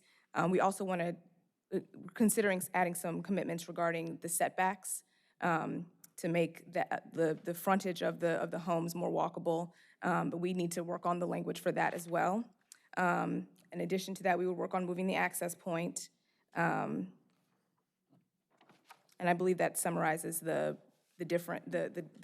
areas that we would be working on trying to add commitments for. So it doesn't include a change in the mix from townhouses That's- to single family? Thank you. I'll be interested to hear how staff responds to their time needs on that. Because it's a pretty short cycle. And it wouldn't be 30 days, it would be to the December meeting, which may be 30 days. It's in just over 3 weeks. So I just want to clarify for the record, 30 days is achievable. However, we really only have about 10 working days Right. to work all this out before we have to package it back up to come back next month. So I just want to make sure the applicant understands that. Yes, and we think we can make that. I mean, we're willing to try to work with you, but 10 days is aggressive, and just wanted to make sure you knew that, so. Commissioner Miller has the floor, but I was just looking to be recognized when he was finished. Well, I was going to make a motion, but if you. Okay, it's not you that still have an important. additional question? I don't have a question. I appreciate that. I think that's, I will vote for the 30-day continuance. I mean, to be clear, I heard a lot of good things in there. I'm not sure if it's enough, but I think it's always better to take the time to get the details in writing and to then give us an opportunity to look at your most deliberate, full opportunity to put something in front of us. So I really appreciate that. I think that was a very helpful offer. So I will vote for the 30-day continuance when the motion is made. Let me ask one additional question of the applicant. I want to be sure that one of the things that's not being considered is townhomes and single-family homes. So it's still strictly townhomes. Thank you. The chair recognizes Commissioner Johnson. Another Before question. Commissioner Miller makes his motion, in the event that the applicant tries to make this next cycle turnaround, but they can't, what happens if they can't meet the next? So, the commission hypothetically would continue this 30 days. If you vote to do that, and it passes to continue for 30 days, that's a date specific. We have to come back because that's a date specific hearing. We have to open the hearing back up. And then at that point, the applicant would have to explain what they did accomplish or did not accomplish at that time. And it could be continued again, And it because could we'd still potentially would be within the 90 exactly, days. Exactly, but we would have to open it up regardless of what they've accomplished. Gotcha, thank you. Okay. And if I could ask a question, Yes. sorry, is it continuing for 30 days or is it continuing just to the next date? To the next regular meeting. To the We have to do a date specific. Second Tuesday of Second December. Tuesday in December. Yeah, that's Just the 10 10th, days. December 10th. So, Madam Chair, shall I make the motion? Let's see if she's. We're waiting for our applicant to let us know that Yes. you're done. Thank you. Thank you. Then I will entertain a motion. Madam Chair, I move that we continue this case until the commission's regularly scheduled meeting in December, which I believe will be the second Tuesday of December. And Grace, can you tell me what the actual date is? The 10th. The 10th day of December.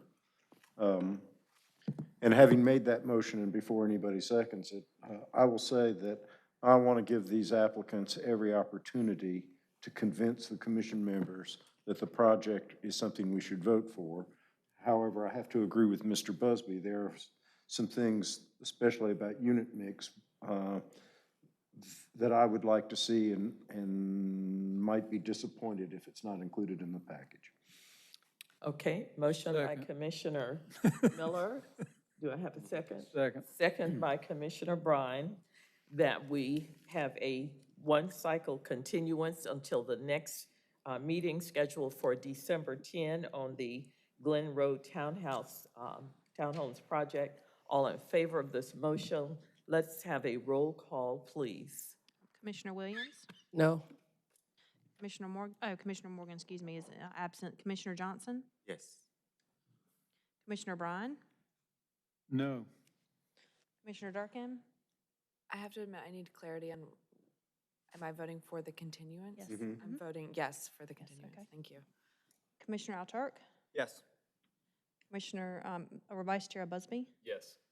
Chair Hyman? Yes. Commissioner Miller? Yes.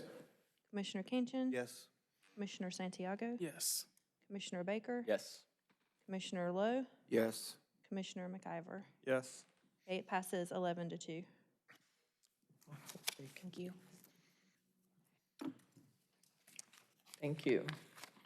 The next item we have, public hearing, text amendments, outdoor lighting. Staff report, please. Thank you.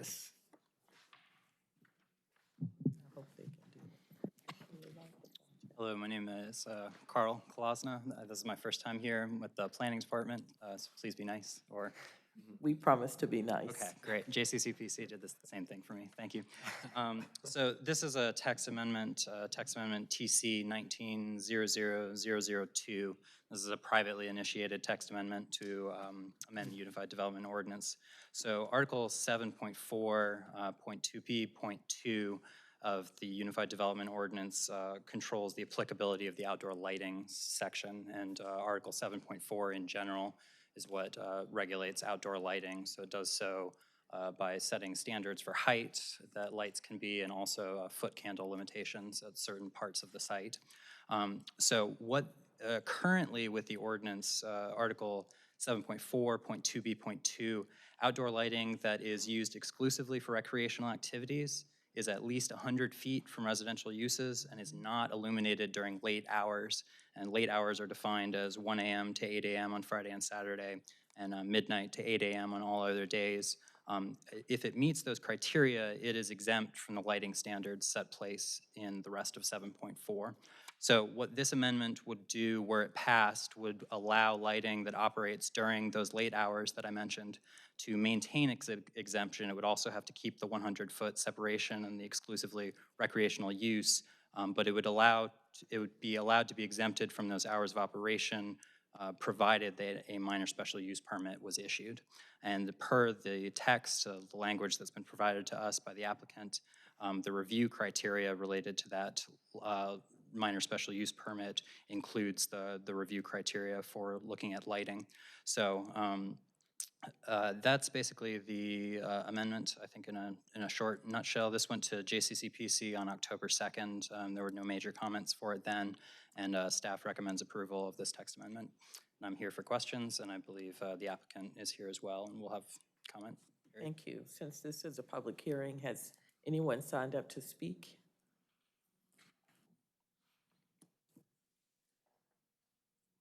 There should be two. Apparently there is.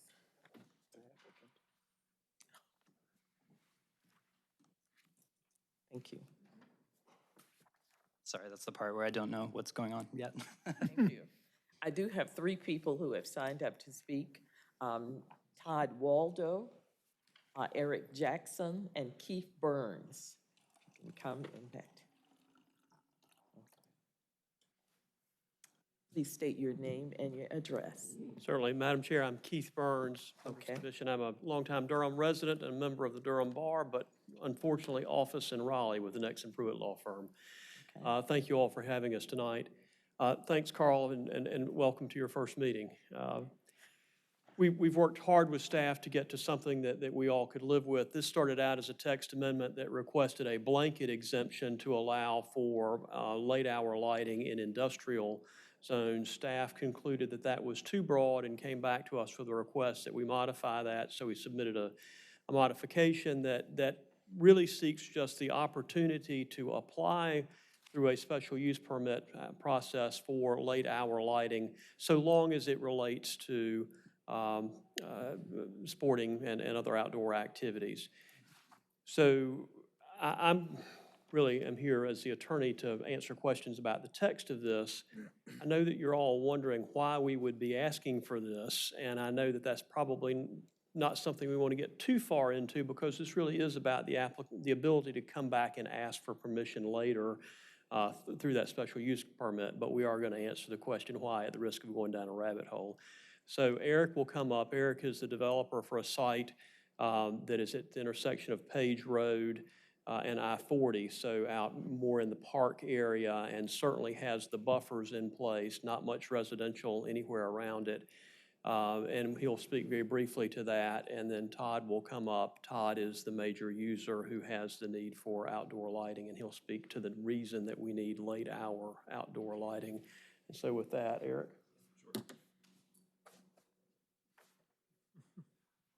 My name's Eric Jackson. I'm with Realty Link. I represent the developer for the property. Really here more for moral support. We have one of our tenants, Todd, who will speak here in a little bit. But as Keith alluded to, the property is located at I-40 and Page Road, bounded by the Neuse River and the interstate. So not a lot of residential around. Yeah, I mean, that's pretty much where we stand. On let Todd come up and speak more to the specifics of what we're asking for.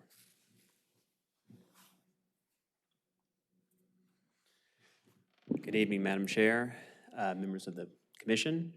Todd Waldo with Topgolf, 8750 North Central Expressway, Dallas, Texas. We're very excited about the opportunity to bring the first Topgolf to the Research Triangle, and more importantly to the city of Durham. I don't know if everyone's familiar with Topgolf, but it's a premier golf entertainment venue with a best-in-class operation. We are proposing to bring a new concept to Durham, more of a family-friendly concept, complete with a full-service restaurant and bar, a golf driving range, miniature golf, and other outdoor gaming activities. This text amendment is critical to us based on the late hours of the operation, so that would more coincide with the gaming options available at the venue, and also the maintenance operations that would occur after hours at the venue as well. This is about a 64-acre mixed-use development. We've been looking in Durham for quite some time and feel this is the best fit for us.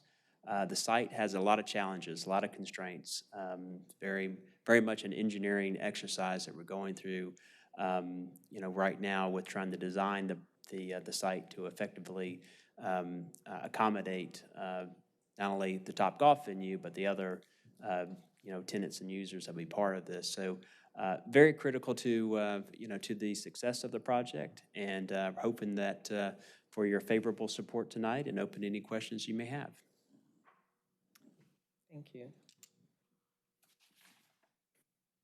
We still have one other, so that's all three. You got all three. Okay. All right, thank you. Madam Chair, if I could, just one or two things in conclusion on that. Topgolf operates into the evening like so many entertainment venues, and after those regular evening hours are concluded at midnight, 2 a.m., they then have to send their maintenance facilities out into the field to perform maintenance operations so they're ready to operate the next day. And it's that maintenance operation that really dictates that there be an ability to keep lighting on there to clean up and to prepare after the end of it. So it's critically important to Topgolf's operations to have these additional hours. And the other thing that I just would stress again is that we're not asking for approval for any particular use or any particular site tonight. We're merely asking for a text amendment that would allow us to come back and prove in connection with a special use permit that this really is a good idea for these hours at this site. So again, it's just tonight, it's about the ability to come back and make a formal request later. Okay, thank you. Are there other individuals who would like to speak to this issue during the public hearing? If not, I'm going to close the public hearing and give our commissioners an opportunity to ask questions. I'll start to my left this time. Are there any commissioners who would like to ask questions? Then the chair recognizes Tom Miller. Thank you.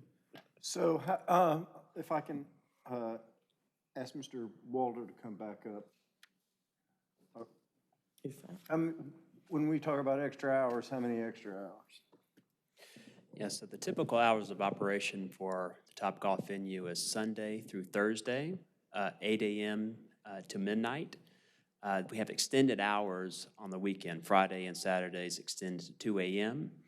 And after the close of business, there are some maintenance operations that occur within the outfield area, the playing surface, that are associated with collecting the golf balls from the day, repairing some of the electronics within the outfield and How whatnot. much time is the question? 2 to 3 hours or so. So if you closed at 2, you'd want to be open till 4. Closed at 2, we want the lights to stay on an extra 2 to 3 hours after close. Until the sun comes up the next day. Unlike, this time of year, obviously, it, gets dark earlier and the hours are a little bit different when daylight savings time ends, so yes. The lights, our orientation of this building would face away from any residential. We're pretty isolated in this area with a lot of vegetation that would remain around the perimeter. So we feel there is little to no impact to any off-site users or roadways or things of that sort. Thank you. So I have a couple of problems. First, with the way this is drafted. One, I noticed that, and this is a problem that exists today with the existing thing. So I'm looking at the draft here. We have substantive rules in a section that's identified as applicability. Normally, when it's just a matter of code writing, when you identify a section as applicability, you confine what's in it to the scope of applicability and don't put the substantive rules in there. We already have substantive rules in there because we limit the hours of operation. What I don't understand is, so we have, here's the rule, and here are the exceptions. And the exceptions are in the UC2, or downtown tier. And then, with the additional language, and as authorized by a minor special use permit. And then we talk about what the standards would be for the minor special use permit. I wish there was a way to recodify the whole section, one that cured the applicability issue, and also structured the thing more clearly as to the base rule, the exceptions, and then the use permit, rather than to run it all together in a particularly long sentence. So that would be one thing. But my other problem with it is a use permit has to have some sort of outward ceiling in it. A use permit that is wide open, in other words, unlimited hours, that's not a use permit. That's not what the statute has in mind for use permits. In other words, the way a use permit works is, here's the base zoning. In this zone, you can do A, B, C, and D. And with a use permit, if you can satisfy these standards, you can have E too. The problem here is that E is open-ended. And so it's not an E, it's more like a variance. And that's a different process with different standards. And I think that we're mixing the variance approach with the use standard. A use permit, the use permit needs to have a cap on it, a couple of extra hours or 3 extra hours or something like that. And then it's got to have a hard ceiling on it. If it doesn't have a hard ceiling, then in my opinion, it's not competent under North Carolina statutes. So those are my technical objections to the thing, but I will say that I have a policy objection, and that's changing the whole UDO for everybody for one particular use on one particular piece of property, and that's what we're being asked to do. Now, the applicant's legal counsel said, yes, we're asking to change it generally, and that's true, but the applicant sees it as this one piece of property. And I don't like changing the zoning for everybody in order to accommodate a particular use. And I don't have anything against Topgolf or any of those other, or any of the things that it does, but I do not like to change the rules from Rougemont all the way down to Chatham County, so that the 164-acre parcel can be used by one tenant of one landlord in a particular way. if we are going to make, if we're going to rend the zoning ordinance to let somebody through, then I want it to be the smallest possible tear. So I'm going to vote no against this on the broad policy issue, even if we were to fix what I think consider to be technical problems. Thank you, Commissioner Miller. Are there other commissioners who would like to speak? Commissioner Bryan and then Commissioner Alturk. Well, Commissioner Miller has already touched on my concern, and he expressed it far better than I probably could, but it seems to me that what we're trying to do here is specifically for one piece of property, but by making this change, we affect or make it possible to affect multiple locations elsewhere. And I agree with Commissioner Miller. I don't particularly like doing that.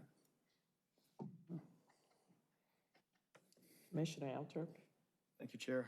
This is a question to Commissioner Miller, if you will. So you say on a, from a policy perspective, you don't like this.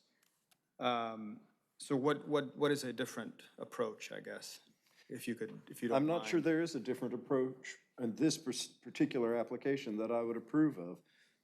We're going through a process now that has not been notified, but we're creating an exception for all kinds of recreational uses that could be applied everywhere in the county.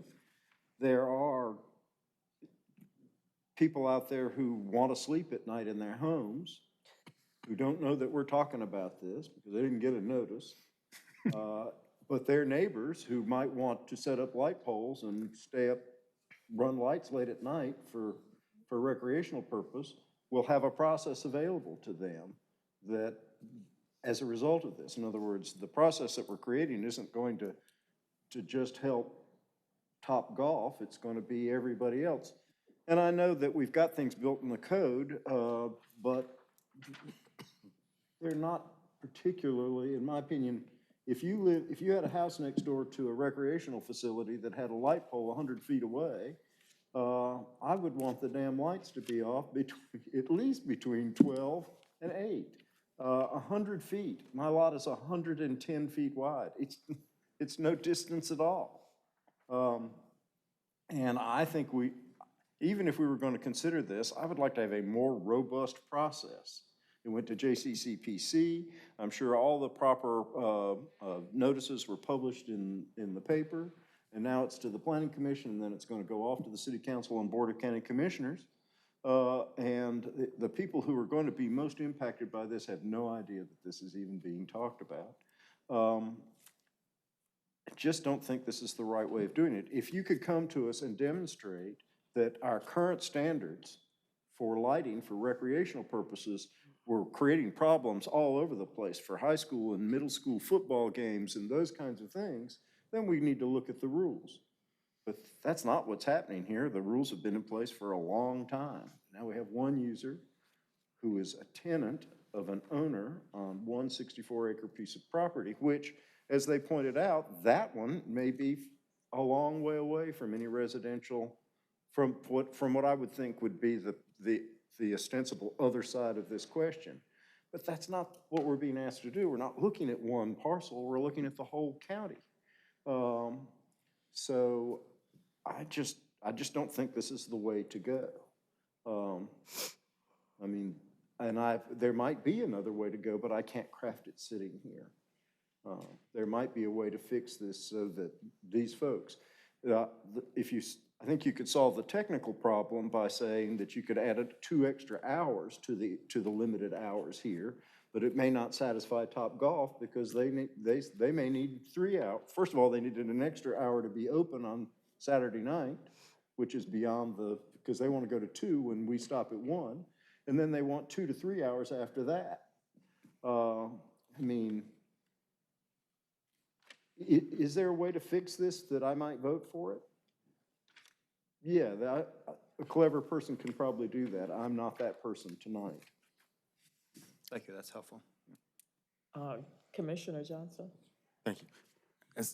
So of course I was hoping that this conversation played out because I was trying to get clarity on what should I really be focusing on. So I think the one thing that came to mind, based off of Commissioner Miller's comments, is that what would be allowed with this, what's being asked, is that someone could come near or in your community with something that has not been there before, and that someone who wants to go to sleep at midnight with no lights coming on, all of a sudden they have any enterprise or individual, it says recreational activities. It didn't say something zoned as recreational.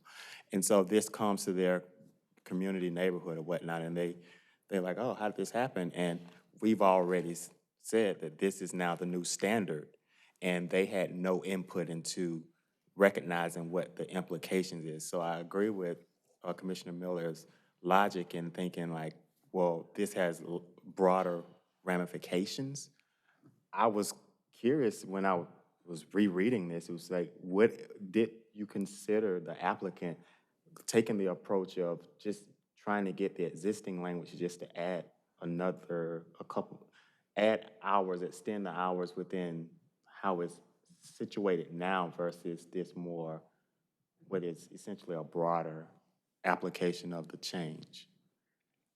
Thank you. And is that even allowed? Just to be clear, this standard would allow them to seek a special use permit that would increase those hours, which would require a public hearing for each case. So if this were approved, they could request that at a public hearing. It would not allow everyone in the county to increase the time their lighting is on by right. Thank you. Scott, can you All right, well, Commissioner Santiago had his hand up here first. Yeah, thank you, Madam Chair.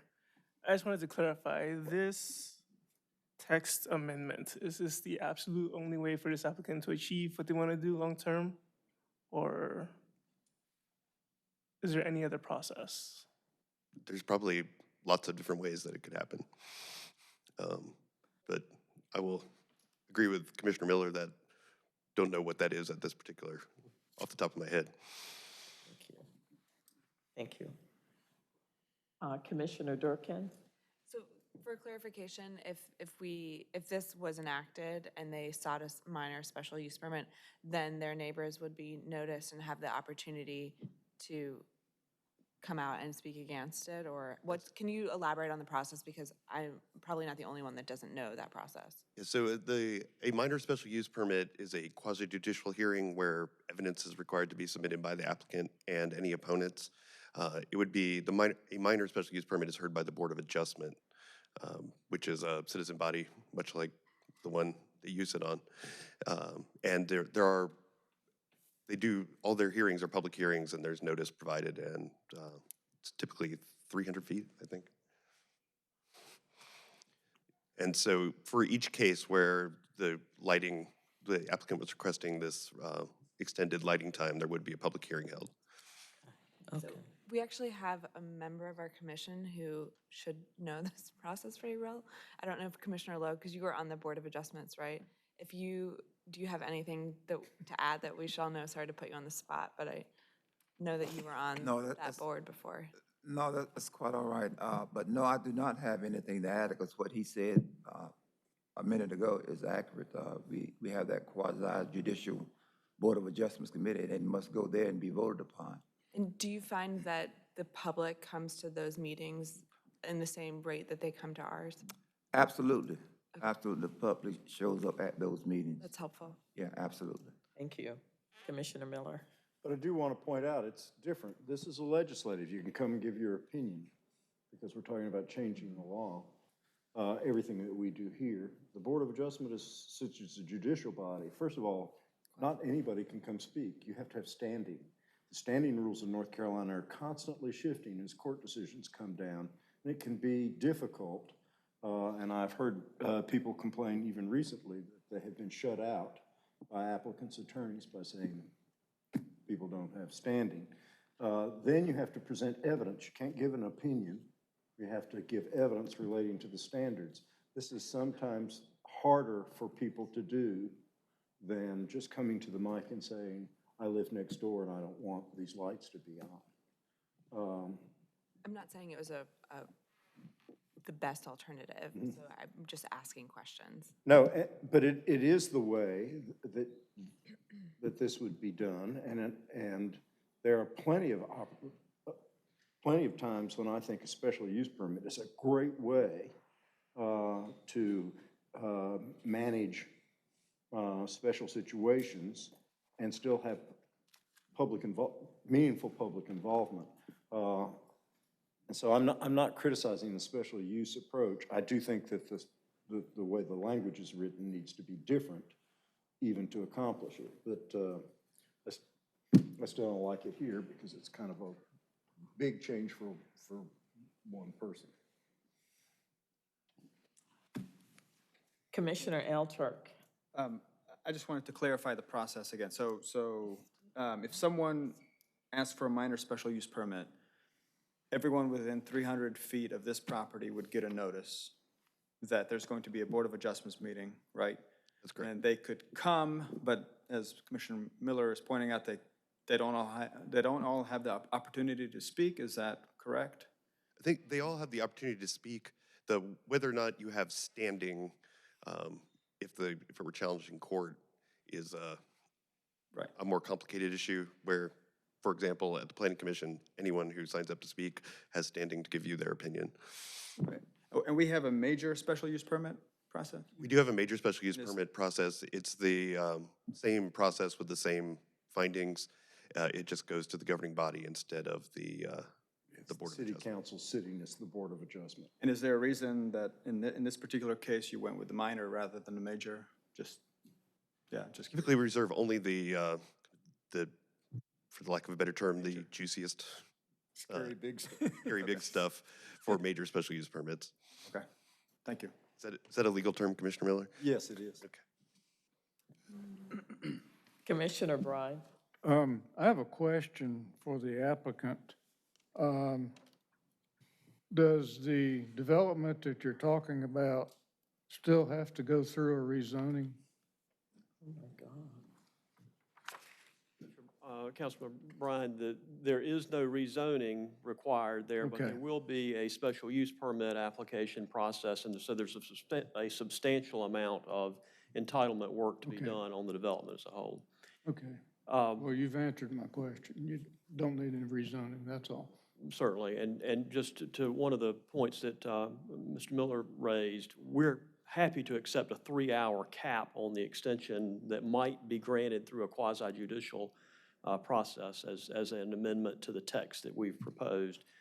And the other point that I would make while I've got the mic for a second is that at the quasi-judicial hearing, the burden is on the applicant to prove that in fact this is an appropriate use of the property and that the extended hours would be appropriate on that site.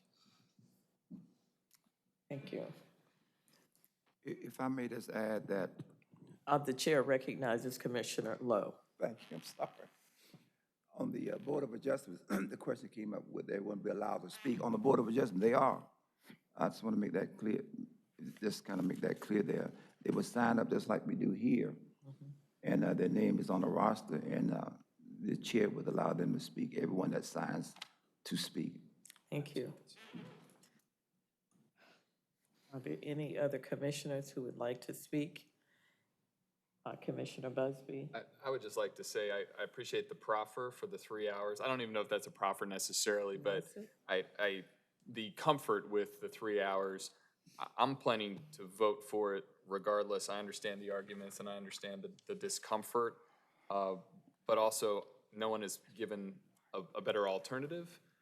So I do plan to vote for it as is. I do hope that as it moves forward, the 3-hour language could be worked in. I think that makes it better, and it does give some clarity, certainty, guardrails as we move forward. But I'm not thinking we need to make a motion tonight to include that because I think the staff needs a little time to work with the applicant as it moves forward. That's my thinking.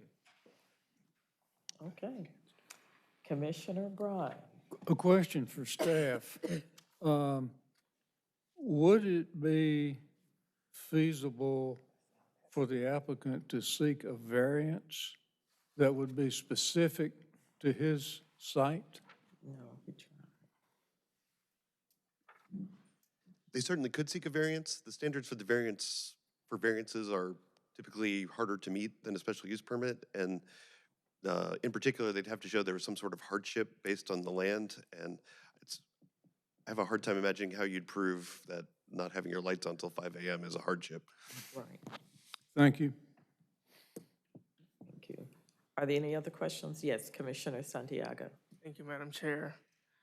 I just wanted to ask real quick, in terms of the process in writing a text amendment, is there any way to maybe draw up some design standards in terms of something like this? Because, you know, I've been to multiple Topgolf locations. Those lights are very tall. So I wonder if there's any way to design the site itself in a way to limit the distance that the light affects the surrounding properties, even if the 100-foot buffer is there. If I could respond to that, the process on this was, we started with an initial conversation with staff about the issue that we faced and the problem we were trying to solve. We discussed the variance option and concluded that was not a good option. We proffered text that would allow for after-hours lighting in every industrial zone. And staff said, gee, I really think that's too broad. And we said, okay, well, let's talk about what another alternative might be. And we and staff, after looking at this for some amount of time, settled on the special use permit as the best alternative to achieve what the applicant's trying to achieve at this site while protecting the city and the county interest in not creating something that applied indiscriminately across the entire county. And to your question about standards, those standards are a part of the special use process. So the special use process requires us to appear and prove that it's not going to have an adverse impact on surrounding properties. And there are a whole list of things there. They are the things that I think that you would expect to be there and would want to be there. And the comfort that I would hope that you would draw from the way we're trying to approach this is to understand that when this comes back to the Board of Adjustments, they will be looking for us to prove that we've met those standards and that the people in the area are protected. Thank you. Thank you. Commissioner Miller. How is the property that your client has now currently zoned? Industrial, or Industrial or it's industrial light? Industrial light, I think. It's IP zoning district, the planned industrial zoning district. Oh, it's planned industrial. So an extra layer of limitation that could be put here. So their approach was, let's approach it by zone and change the standards. The staff's response, ooh, too broad, I agree.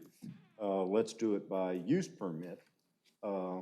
We could combine both approaches and say in certain zones with a use permit with specialized standards like this one does, like this one has, and that cap, you could get a lot closer to something I might vote for. But I would still want to study the map a little bit to see what we were getting people in for.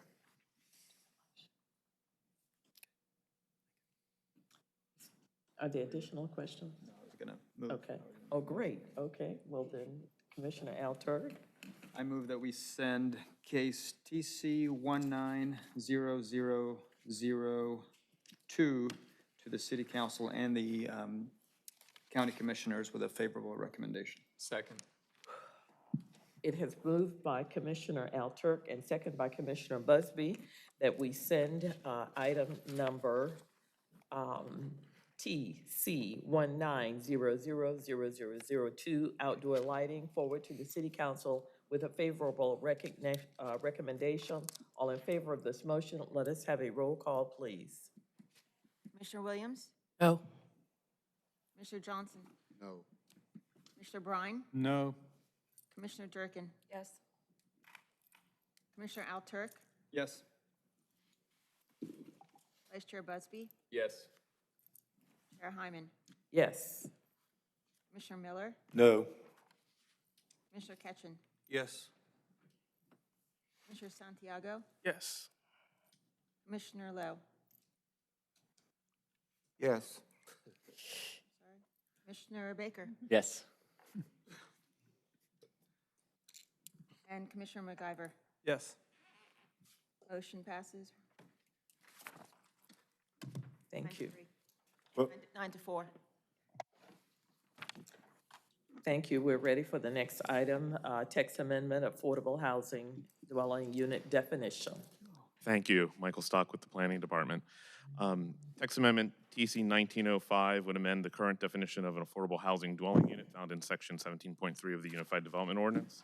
The purpose of the amendment is to reflect differences between rental and for sale units, allow flexibility for residents to remain in units as their income increases to a certain extent, and to also be consistent with new policies and procedures being established by the Community Development Department as they develop those procedures for tracking affordable housing units built pursuant to any of the incentives allowed through the UDO, the Affordable Housing Density Bonus, any parking allowances and such. This was developed in conjunction with the Community Development Department and through the City Attorney's Office also reviewed this. It was also sent out to a number of nonprofits and also market rate providers to get input and feedback on. And it was also sent to the Coalition for Affordable Housing and Transit to get their feedback on. The amendment would remain consistent with the charter provisions of the city that allows for the affordable housing density bonus, and that that it remains a low-income incentive definition as established by HUD. So the definition that is provided will meet that requirement, as does the current definition. And I'll be happy to answer any questions. We do have Karen Lotto with the Community Development Department that has a lot more knowledge and background about affordable housing than I do, and is here to answer any questions as do I. Thank you very much. Thank you. I do have two individuals who have signed up to speak. They did not indicate for or against, so I'm going to start with. Who's for? Okay, this may be against. Okay, we'll start with Dick Hales.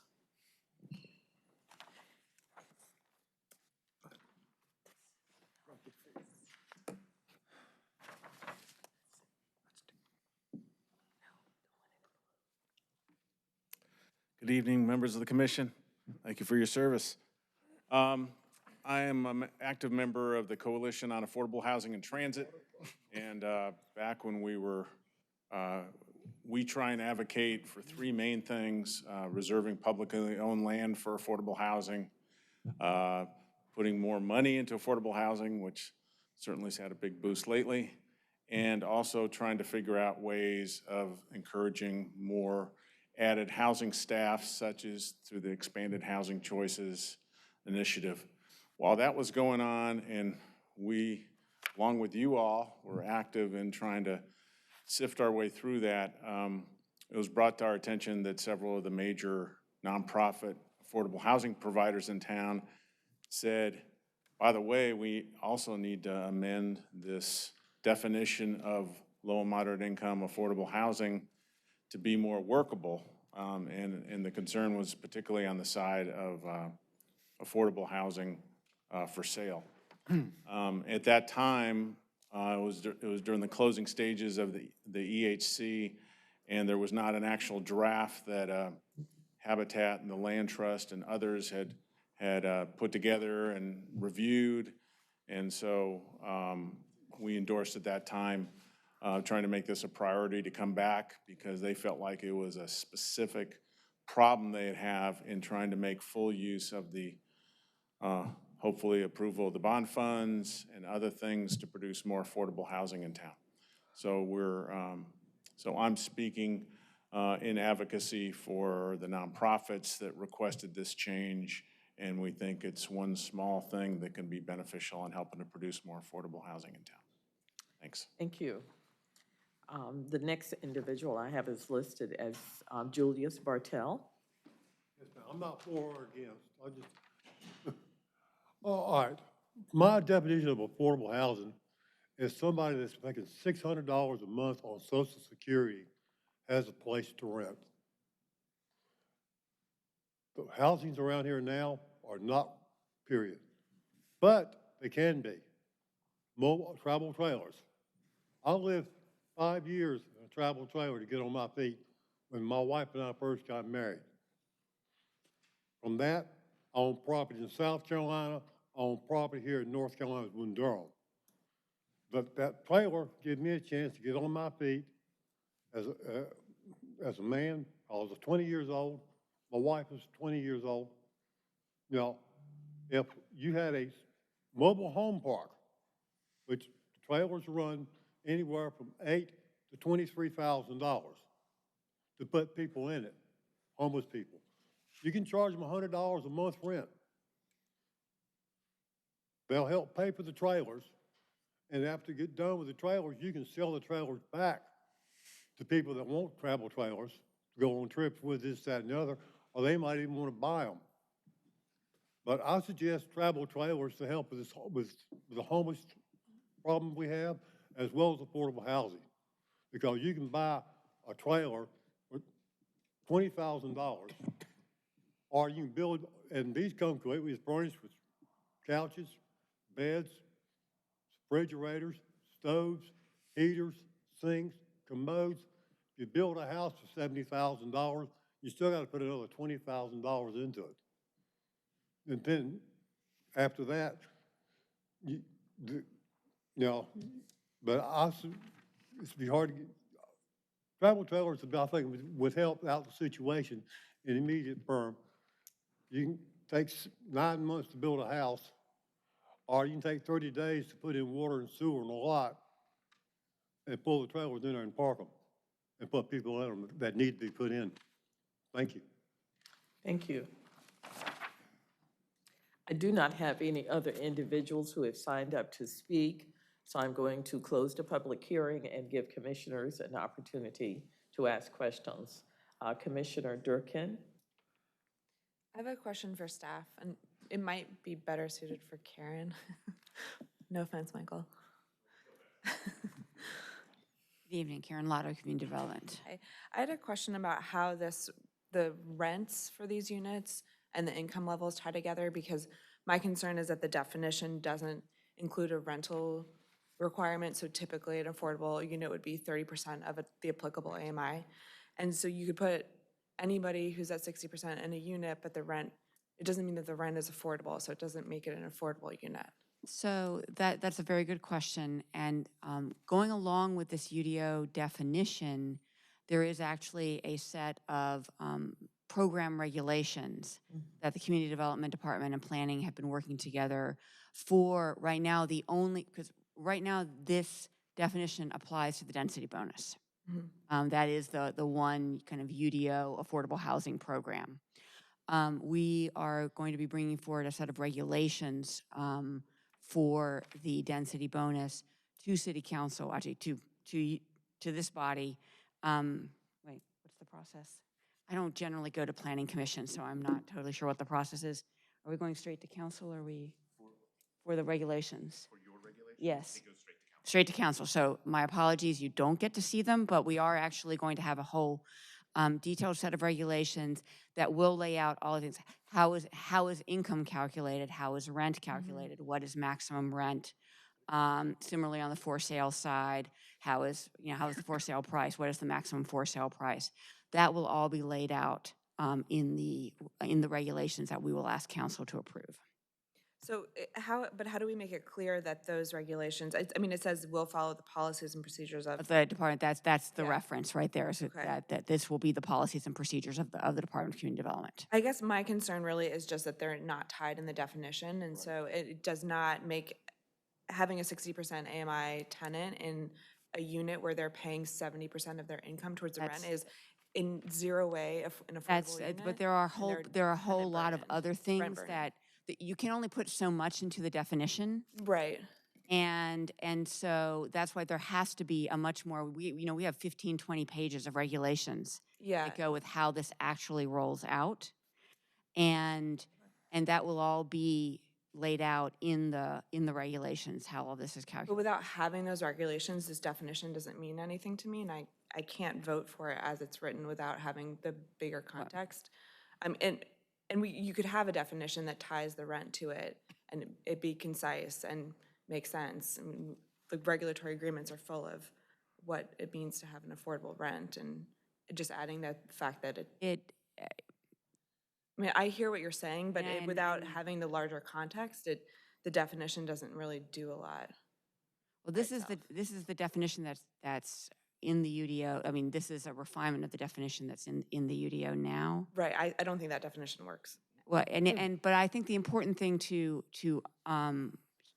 define here is this is not the definition for affordable housing for the city of Durham as a whole. This is the definition of affordable housing for programs using affordable provisions within the UDO. Mhm. And those programs have policies and procedures associated with them. So it's not, you could not go and use the density bonus and just say, well, I'm going to provide units at 60% of AMI, but people have to spend 70% of their income for housing. Because that's not how the program is set up. You actually have to negotiate a contract with the city. You have to, and that contract will specify the affordability levels of your units, how they are distributed, what the rents can be, how you'll calculate income, what documents you're expected to have in the tenant file, how the community development department will monitor those units, what reporting will be required, et cetera, et cetera, et cetera. So there isn't an option right now where you can go and just do what you want and say that it meets the density bonus, because in order to do that, you have to be in compliance with our regulations. So there are regulations in place for the density. That's what we're taking through council. That's what we're going to be taking through council in the coming weeks. Okay, I guess it just seems like a backward way to do it then, if Well, we can't actually take regulations that say that 80% AMI is the for sale rule if it's not in the definition of the UDO right now.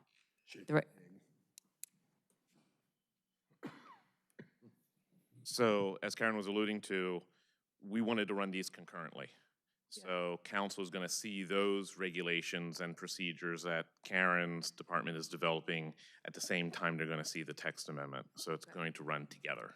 So we're just blind to the larger context, unfortunately. Yeah, we needed to explain that a little bit better for you. Okay, I don't like that at all. Thank you.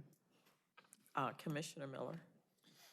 So I have a problem, but mine is a legal drafting problem. You are incorporating by reference standards to be made or policies to be adopted, I mean, the word is policies, by a city agency that can be changed by the city agency, which will in effect change the applicability of the ordinance because you'll be changing the rules. You can't do that.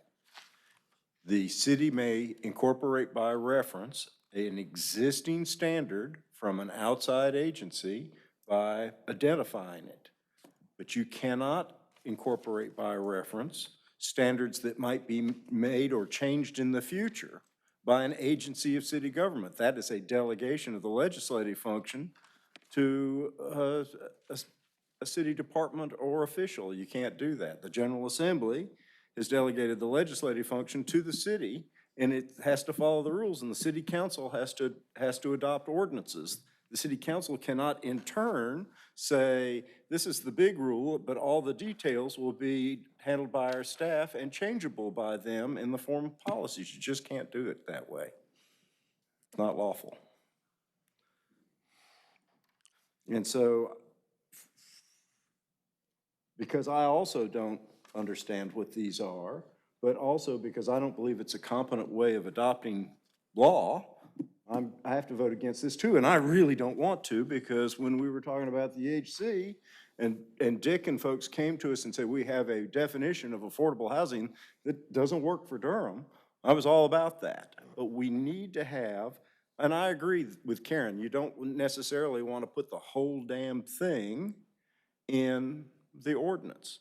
You can incorporate by reference, and we do. We incorporate things by reference in other places. And we can do that here, but it's got to be already existing. It's got to have a date. And when we need to change that, then we have to come back and change the ordinance by the date. That's the way it's done at the municipal level. The only exceptions that are allowed in places, there are places where federal law specifically say you can, like future changes to the IRS code. And those have been held competent at the state level, but not when you're essentially delegating to a city agency the ability to make the details of the rules. You can't do it. I mean, you can do it, but you can't do it this way. You can't incorporate future changes. And so I would like to see that changed. Do we know, I mean, we're creating these regulations, and when we have them done, we'll adopt them somehow. And then, in my opinion, so you create the regulations first, and then you change this by a specific reference to the regulations adopted by the Community Development Department and dated blah, blah, blah, or adopted by council, and then it's competent. Then you can do it. And I would support that. But I would also, like Ms. Durkin, like to see it first. And I would like to hear her explain why it's good or not good, because this is her area, not mine. It is my area. And I would value, but I would love to have that all coming together and have the incorporation by reference to be an appropriate and correct one. And then I have another question, just to make sure I understand. We have a charter provision that expressly contemplates incentives for affordable housing. And I believe, because we've seen other communities try to kind of mess around with their codes and their processes to twist developers' arms into promises to build affordable housing. And now we're seeing North Carolina courts letting developers out of those promises. Durham has something that the other communities don't have. We have a charter provision that expressly says in Durham, the city can, with an affordable housing density bonus or other incentives, we could even have other incentives, take a developer's promise. And in my opinion, because we have that in the charter, we have something, if somebody takes us to court, we've got law, the state law at the state level, because the charter is a state law, that the others don't have, and we'll win. But I want to make sure that if we change the definition away from 60% AMI, and we get a developer who promises affordable housing units at 80% AMI, purchase units at 80% AMI, that will still be the kind of affordability that is contemplated as a minimum in the charter. Does the charter tie us to a 60% 15-year standard, or can we make the standard tougher in places, like going to 30 years, and relax it in places like going to 80% AMI for purchase units? I just want to be confident about that. What does the charter say? So in the, Michael Stock with Thanks, Department. The charter provision discusses low and moderate income, meaning regulations established by HUD. And if they haven't established it, then the city can go ahead and establish what it wants. Right. The 80% is considered low income AMI through HUD. 60%, and Karen can get into a little bit more detail, is a specialized program, the home program within HUD. So the current definition meets it. The proposed definition also meets it. Because it's contemplated by HUD, we're golden under the charter. Thank you. And then one, if I may, one last thing. So in the text, we talk about a dwelling unit committed for a 30-year term is affordable through covenants or restrictions. I know what a covenant is, and I know what the word restrictions is when it's used in connection with a term of art, covenants, restrictions. I'm worried that we really want to be bigger than that. Is it possible that we could have a development agreement with a developer that includes affordable housing units with an incentive that is negotiated through a city department that isn't run through as a development plan commitment or something like that? I would rather see restrictions taken out and the word agreements put in, because I see the city making agreements with people that don't, for affordable housing, that don't necessarily have to be the result of a rezoning. In other words, if I already have the zoning I need for my land, but I want to put affordable housing on there, the city wants it to be affordable, well, there's not going to necessarily be a commitment or anything like that coming through. I would like to see the word restriction does not convey meaning to me. The word agreements as an alternative to covenants or commitments does.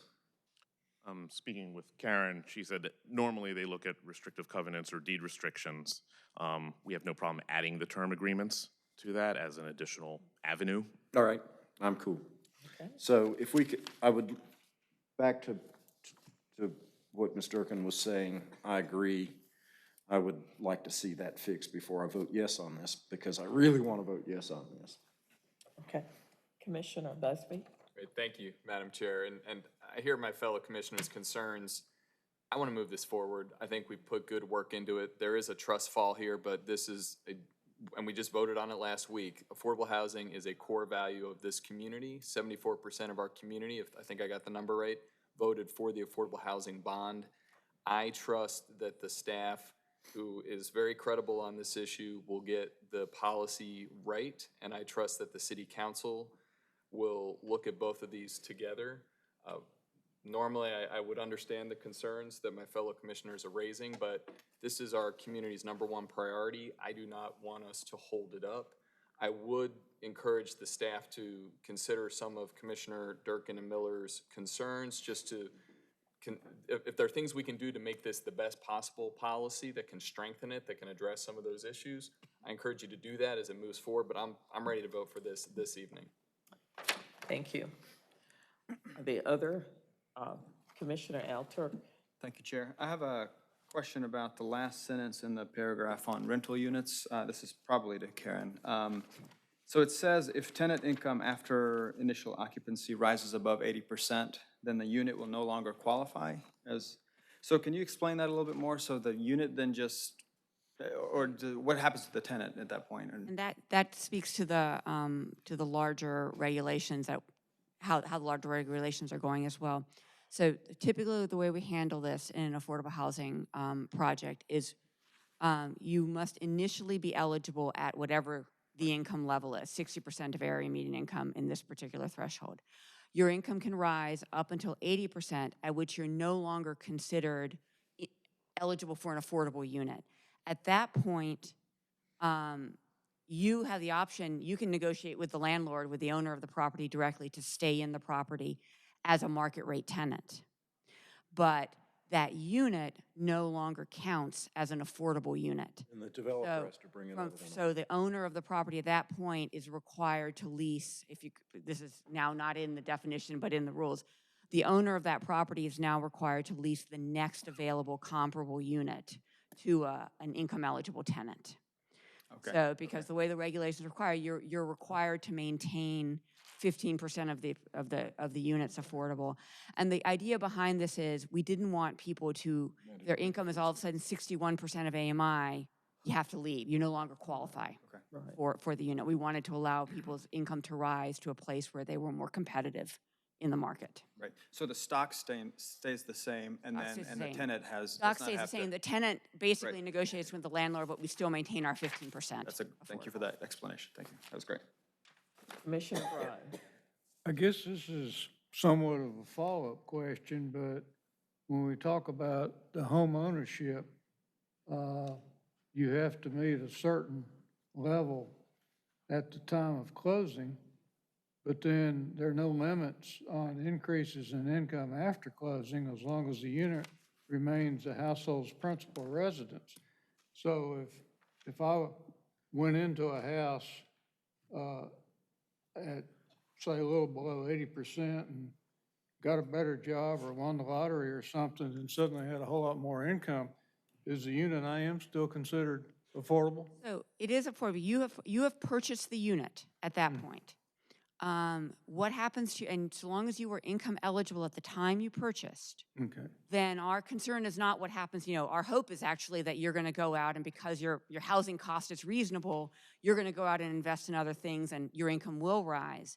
It is only at the point that you go to sell the home, if it's within the 30-year period, that the issue is you have to sell to an income eligible household. And it will further indicate in the policy and procedures, you have to sell at a price at or below the maximum price that the city establishes in that year for a for-sale product. And that maximum price will be calculated every year based on mortgage rates and other factors in the market. But no, you're, as a homeowner at that point, the only thing we would be monitoring as community development is, do you still live in the home? Okay. Thank you. I will echo my fellow commissioners in that it would be helpful, I think, at least for me, to see the rules that we're talking about. Yeah. I feel like I'm sort of thinking in a void. Okay. Are there other questions? Other commissioners have? Commissioner Durkin. Just as I can't not vote for this. It just is, I feel like I'm in a really conflicting place here, being the one who always asks about affordable housing. But I do think in my comments, I agree with Commissioner Busby that it is a kind of a trust fall, and in my comments that I'll be expanding on what my concerns are, but I will be voting for it, but with a lot of reservations in my comments. Thank you. Any other unreadiness? If not, I am ready for a motion. Madam Chair, I move TC 1900005, Affordable Housing Dwelling Unit Definition, forward to the City Council with a favorable recommendation. Second. Motion by Commissioner Miller, second by Commissioner Al Turk, that we move item number TC 1900005, Affordable Housing Dwelling Unit Definition, forward to the City Council with a favorable recommendation. Does it also goes to the Board of Commissioners too, right? It will, yes. Yes, to both Okay. both elected bodies. Okay, to both elected bodies, amending our motion to ensure that it's both. All in favor of this motion, a roll call, please. Commissioner Williams? Yes. Commissioner Johnson? Yes. Commissioner Brine? Yes. Commissioner Durkin? Yes. Commissioner Alturk? Yes. Vice Chair Busby? Yes. Chair Hyman? Yes. Commissioner Miller? No. Commissioner Ketchen? Yes. Commissioner Santiago? Yes. Commissioner Baker? Yes. Commissioner Lowe? Yes. And Commissioner McIver? Yes. Motion passes 12-1. Thank you. We have one. Thank you. Okay. We have one other item under new business. It's their presentation, Tier Quarry Eno intake presentation. Okay, sure. Hello again. Tonight, we're going to present to you about something that's very important, but doesn't get seen because mostly it's underground. I would like to introduce my colleague, Sid Miller, who's the Senior Water Resources Manager, something like that, at the Water Management Department. We as the City of Durham are proposing a new intake along the Eno River, which has implications for the delivery of clean water to the people who live in Durham, and will also have some implications to the watershed protection overlay district that exists along the Eno River. So Sid will give a presentation first about the intake itself, and then I'll talk about the Eno watershed protection overlay. Thank you.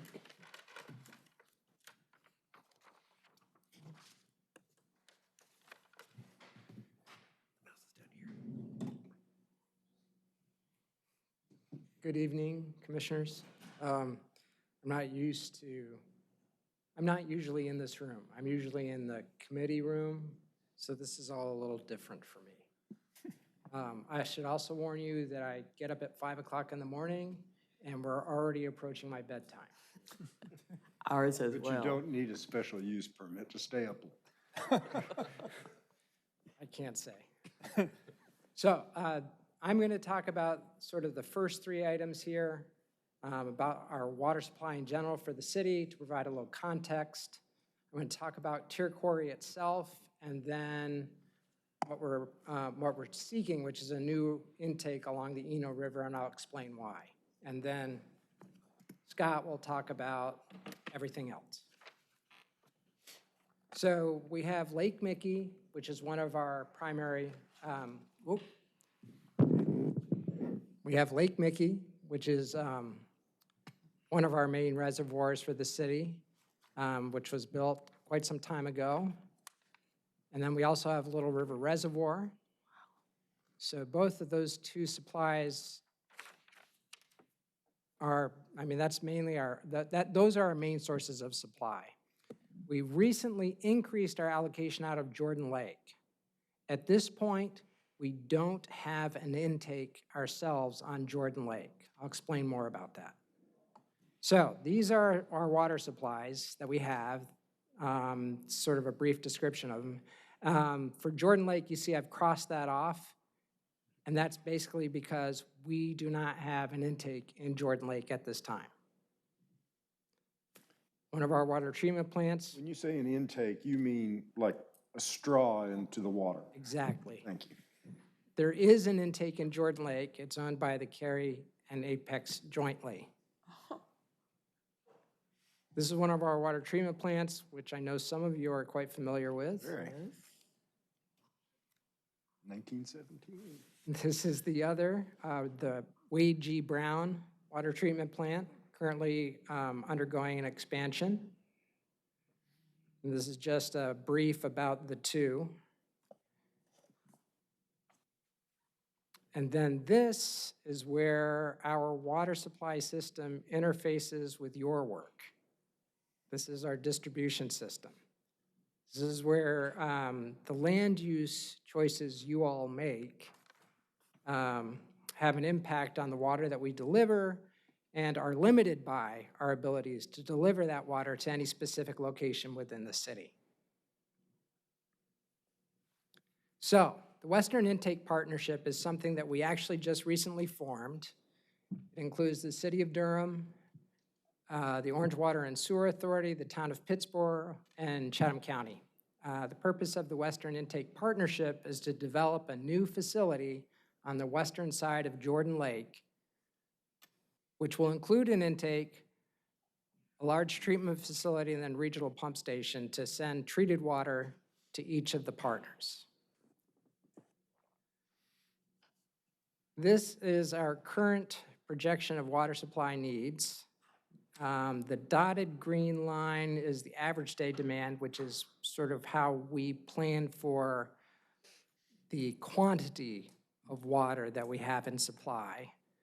And then that dashed red line is maximum day demand, which is how we plan the water treatment facilities that we need.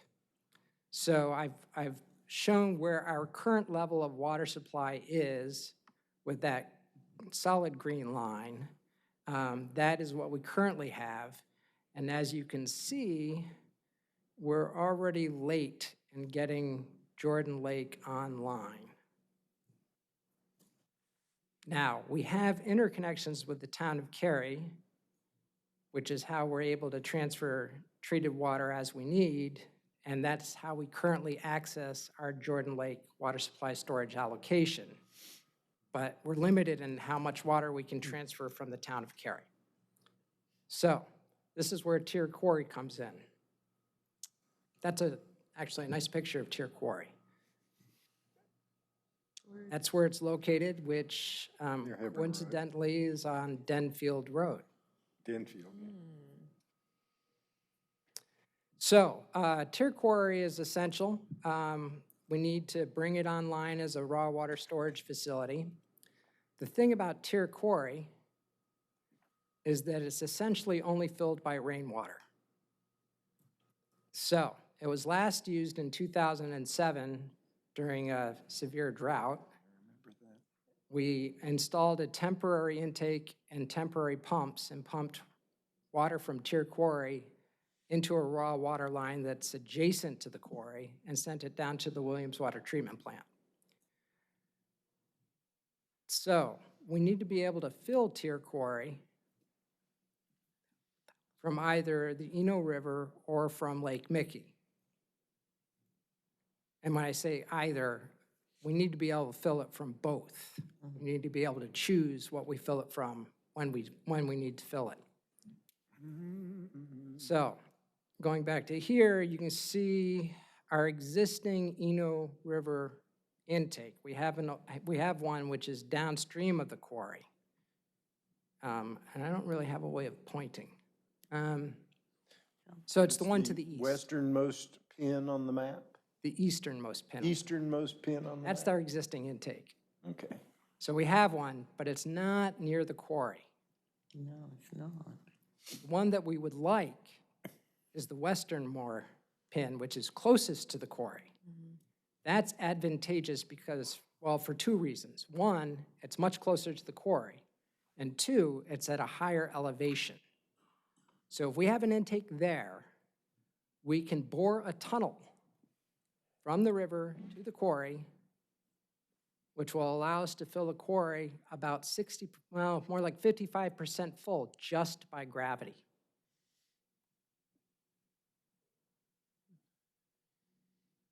The rest of the storage of the quarry will have to be pumped. But for the most part, we'll be able to fill it by gravity. The way we're going to operate the quarry, the intakes, is that we will only withdraw water from the Eno River when it is flooding. So there are approximately 12 days during an average year when we would skim water from the Eno River.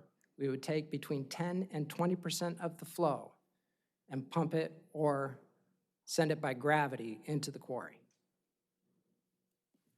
We would also pump water from Lake Mickey. Again, when Lake Mickey is full, we would pump water from Lake Mickey to the quarry. There's a raw water line that's just to the east of the quarry. So, in order to build a new intake on the Eno River, that section of the Eno River needs to be classified as a water supply by the state. Once it's classified as a water supply, then there are land use implications. And that's where you come in.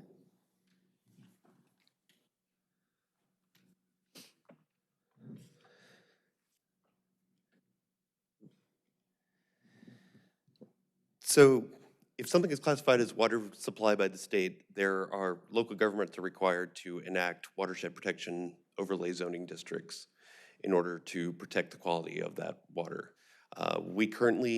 Durham currently has water supply watershed overlays for Falls Lake and Jordan Lake, for Lake Mickey, for Little River, and for the Eno.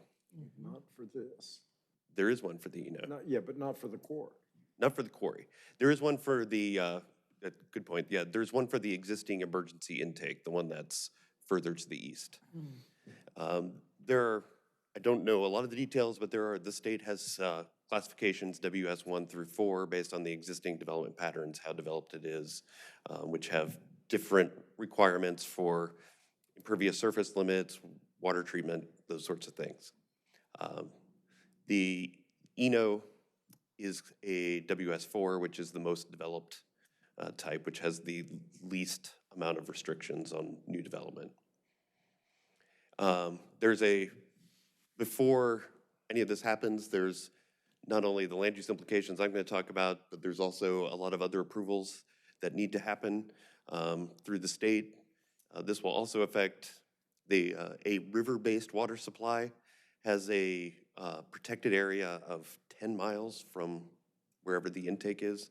So the current Eno overlay affects the city of Durham, county of Durham, and Orange County.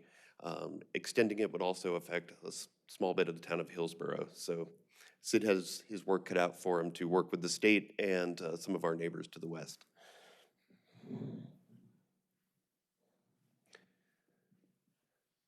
So this kind of visualizes what I just talked about. This over here on the east is the part of Durham where the intake is. It goes all the way down the Eno over here to the town of Hillsborough. And this shows the areas in Orange County and Hillsborough that would be affected.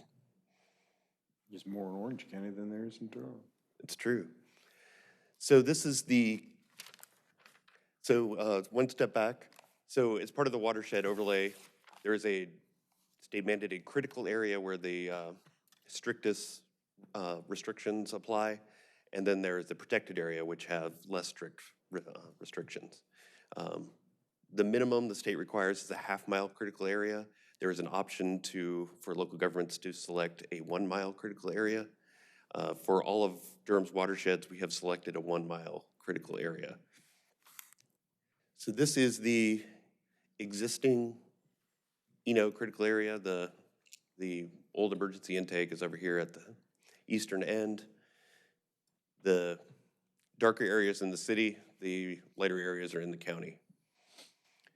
So if the intake were moved, the critical area would need to move as well. The small half circle here with the hatching indicates what a half-mile critical area would look like. The larger blue semicircle is what a mile would look like. So the restrictions in the UDO for the EA is the abbreviation for the critical area, EB is the abbreviation for the protected area. So in the EA, industrial uses and fuel sales are prohibited. There's a 24% impervious surface limit with no exceptions. There's a stream buffers of 150 feet for perennial and 50 feet for intermittent. And there's a minimum 20,000 square foot lot size. In the EB, there's no use restrictions.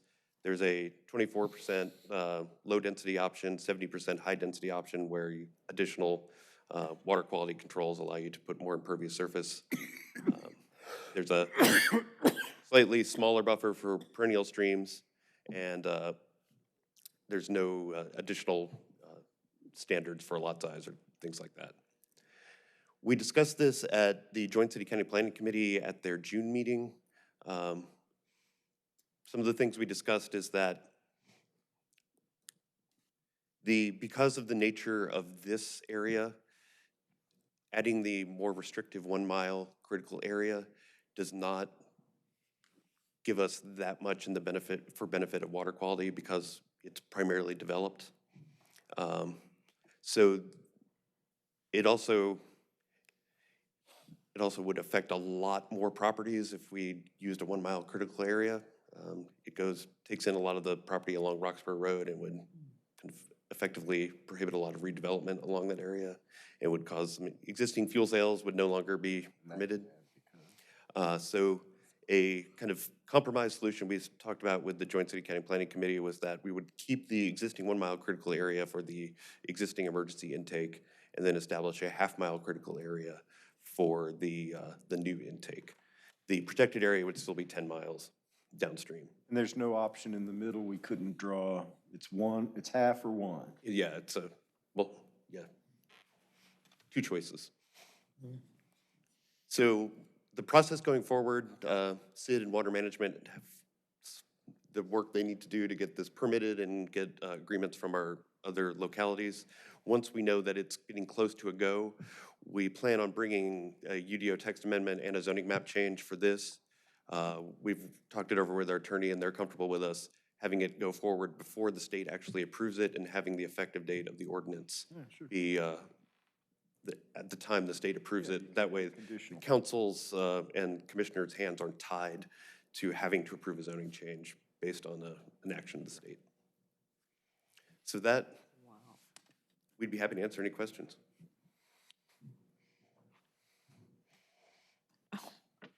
By all means, go ahead. Commissioner Miller, Commissioner Alter.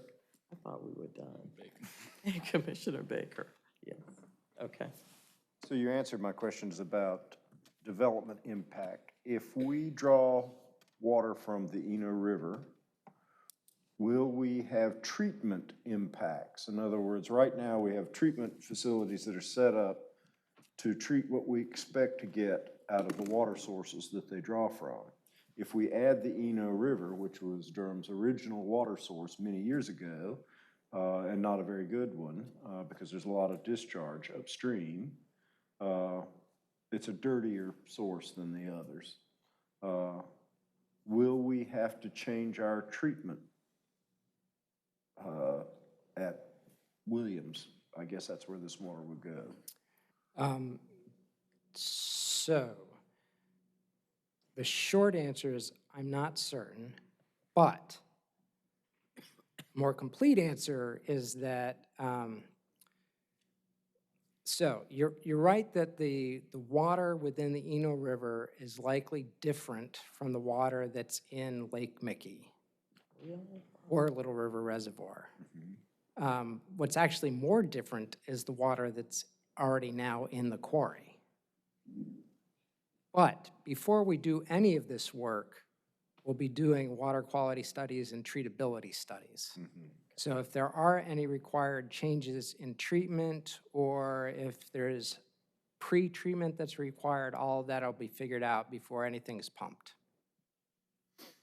And so, and will there be, based upon the regulatory changes and also the business of constructing these facilities and operating them, changes in how impacts on the recreation quality of our Eno River-based parks? And is there a wildlife impact, which you don't normally hear me ask about, but I'm a little worried about it this time? No. So the operating rules that we've come up with, we worked on that in collaboration with the Division of Water Resources, the Wildlife Resources Commission, and U.S. Fish and Wildlife Service. Everybody is good with what we've proposed and how we've proposed it. Well, the Eno River Association?